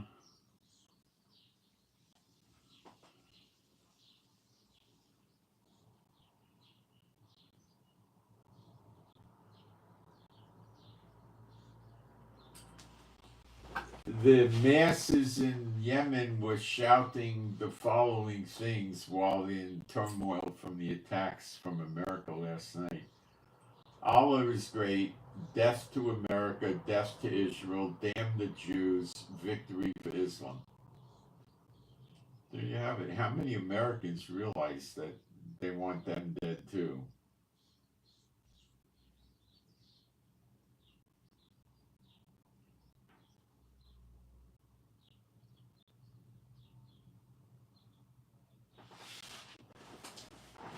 Um, we're not getting the death count from last night. I don't know how many people were killed. The attack was lighter than the previous attacks.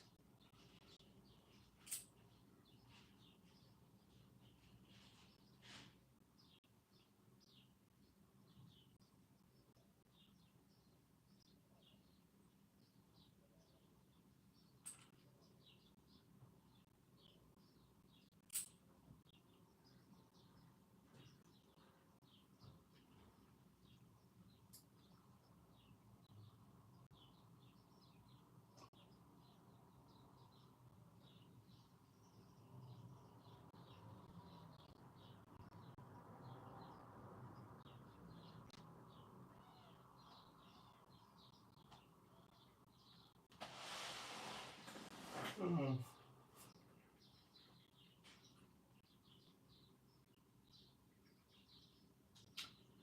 Last night, 8 Syrian regime soldiers were killed as a result of a launch carried out by Hezbollah towards Homs, a Syrian city. So they killed 8 soldiers. They were using anti-tank missiles as well as rocket fire, probably Katyushas.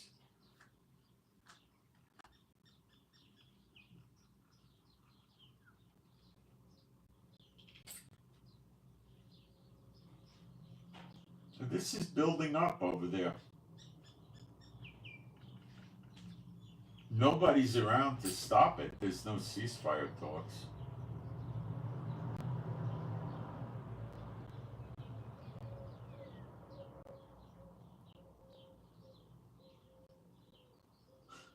The Iranian Foreign Ministry introduces a statement here. The clashes on the Syrian-Lebanon border are regrettable. The only beneficiary of the current situation is the Zionist entity. See how God uses our enemies against each other? Brother fighting brother. You see it? You'll see much more of this in the coming days.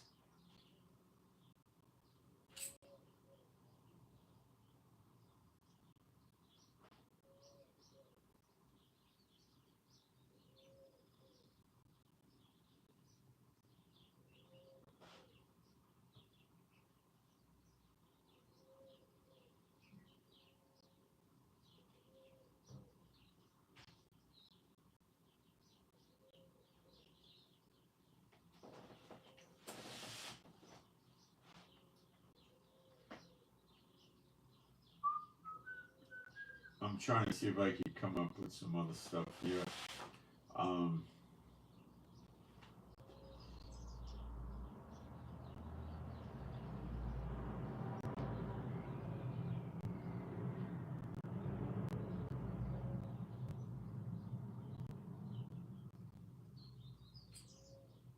Russia's accusing Europe of waging war in Ukraine.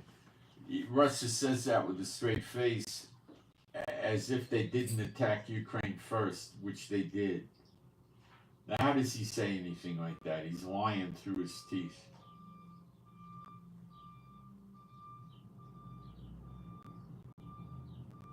They're all liars and they all make believe, and it's fantasy. Where you get into the trouble is they start to believe their own lies, and that's when they fall.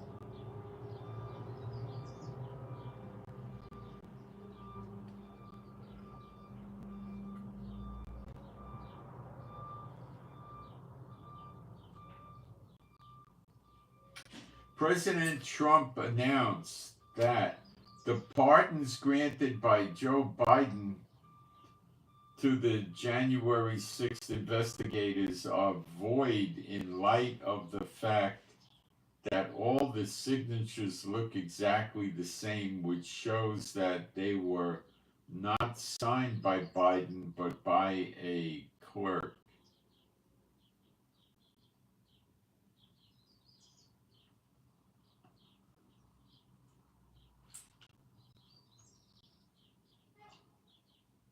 I don't know if that would hold water. I think the Supreme Court would honor the auto signatures. They have a machine that signs the president's name. But it could be that Trump's people would argue that Biden never knew this was being done. They took the auto machine. I don't know. I don't think it's going to go too far.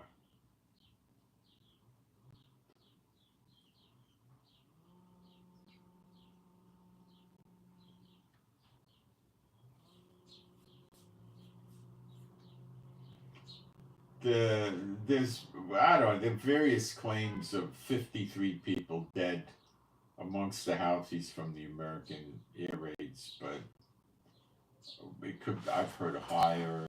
There's probably at least 100 wounded. Not that the Houthis care about their people getting killed, because they just classify them as martyrs, and that's the end of that. But so we're going to see more wars break out.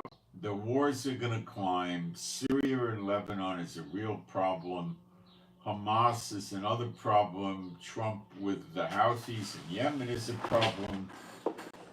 Trump getting ready to attack Iran, which is probably likely to happen in some days down the road. And, there you have it. The Middle East will light up. And the other nations will start getting dragged into it too. So if you want to get the updates as they happen, I suggest you subscribe, because when stuff starts going down, I do more live streams during the day. So please pray for me and my wife Rivka for our peace, safety, protection, and, well, wait a second, I think I should read you something in Jeremiah 49 to make the point here. So let me go do that. It's towards the end.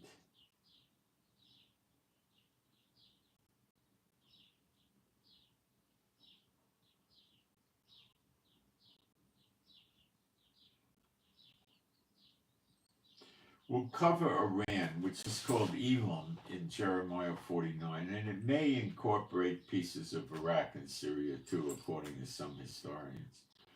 The word of Jehovah that came to Jeremiah the prophet against Elam in the beginning of the reign of Zedekiah, king of Judah. That's when he got the vision. He's not saying that's when it was supposed to happen, or he got the word rather. Thus saith Jehovah of hosts, behold, I will break the bow of Elam, the chief of their might. What is the chief of Iran's might? Missiles. What is the bow? The missile launcher. This is your missile launcher, the bow, and the missile is the arrow. And upon Elam will I bring the four winds from the four quarters of heaven, and will scatter them towards those winds. And there shall be no nation whither the outcasts of Elam shall not come. For I will cause Elam to be dismayed before their enemies, and before them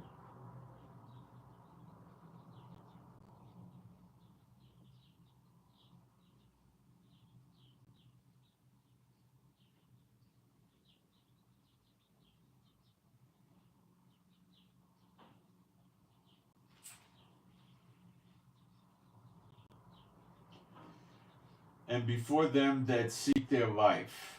Okay, so it says, I will cause Elam to be dismayed before their enemies and before them that seek their life, and I will bring evil upon them, even my fierce anger, saith Jehovah, and I will send the sword after them until I have consumed them. Now, then it makes a comeback for Gog and Magog, and it's called Persia at that time. And that's the last verse. And I will set my throne, well, next verse, I'll set my throne in Elam, and I will destroy. Set by throne means he's going to judge from his throne. He's not going to rule from there.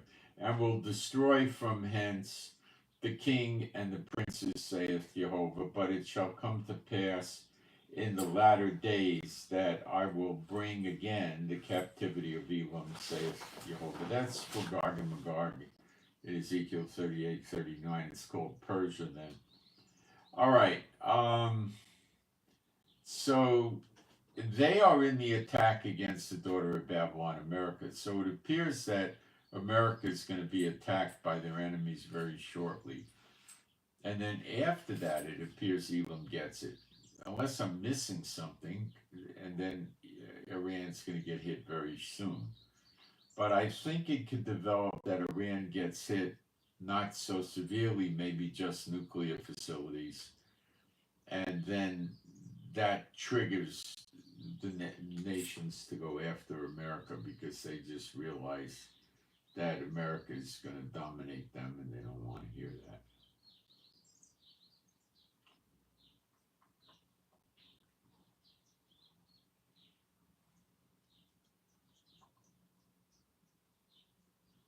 Now let's take a look at Yemen.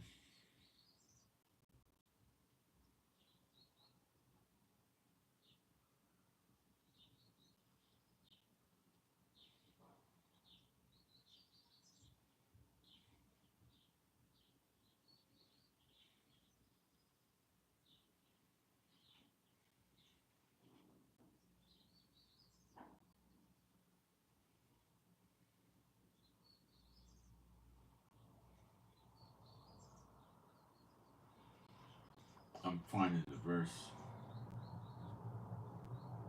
Talks about Damascus getting it in Jeremiah 49:24. Damascus is waxed feeble and turneth herself to flee, and fear hath seized on her, anguish and sorrow have taken her as a woman in travail. This, I think, has already begun in Syria. How is the city of praise? That's Damascus, because King David ruled out of there for some years. How is the city of praise not left, the city of my joy? Therefore her young men shall fall in her streets. That's sort of happening now. and all the men of war shall be cut off, not yet in that day, saith Jehovah of hosts. And I will kindle a fire in the walls of Damascus, and it shall consume the palace of Ben-Hadad.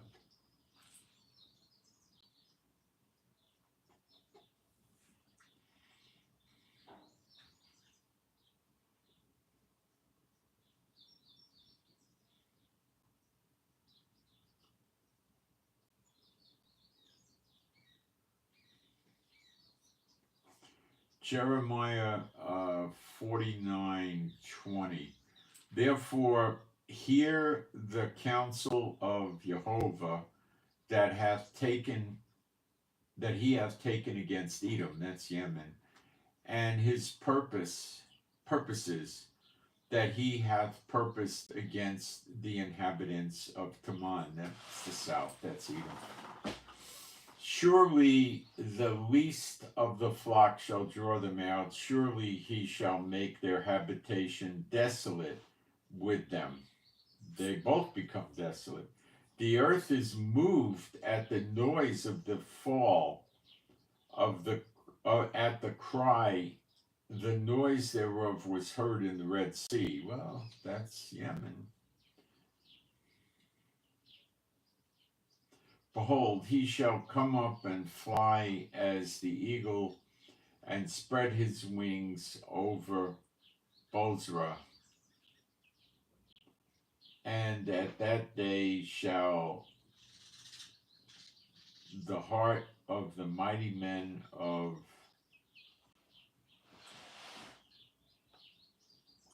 Edom, be as the heart of a woman in her pangs.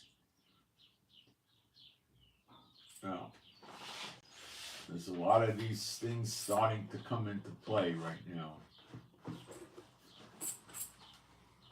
You could believe it or not believe it, but it's coming to pass.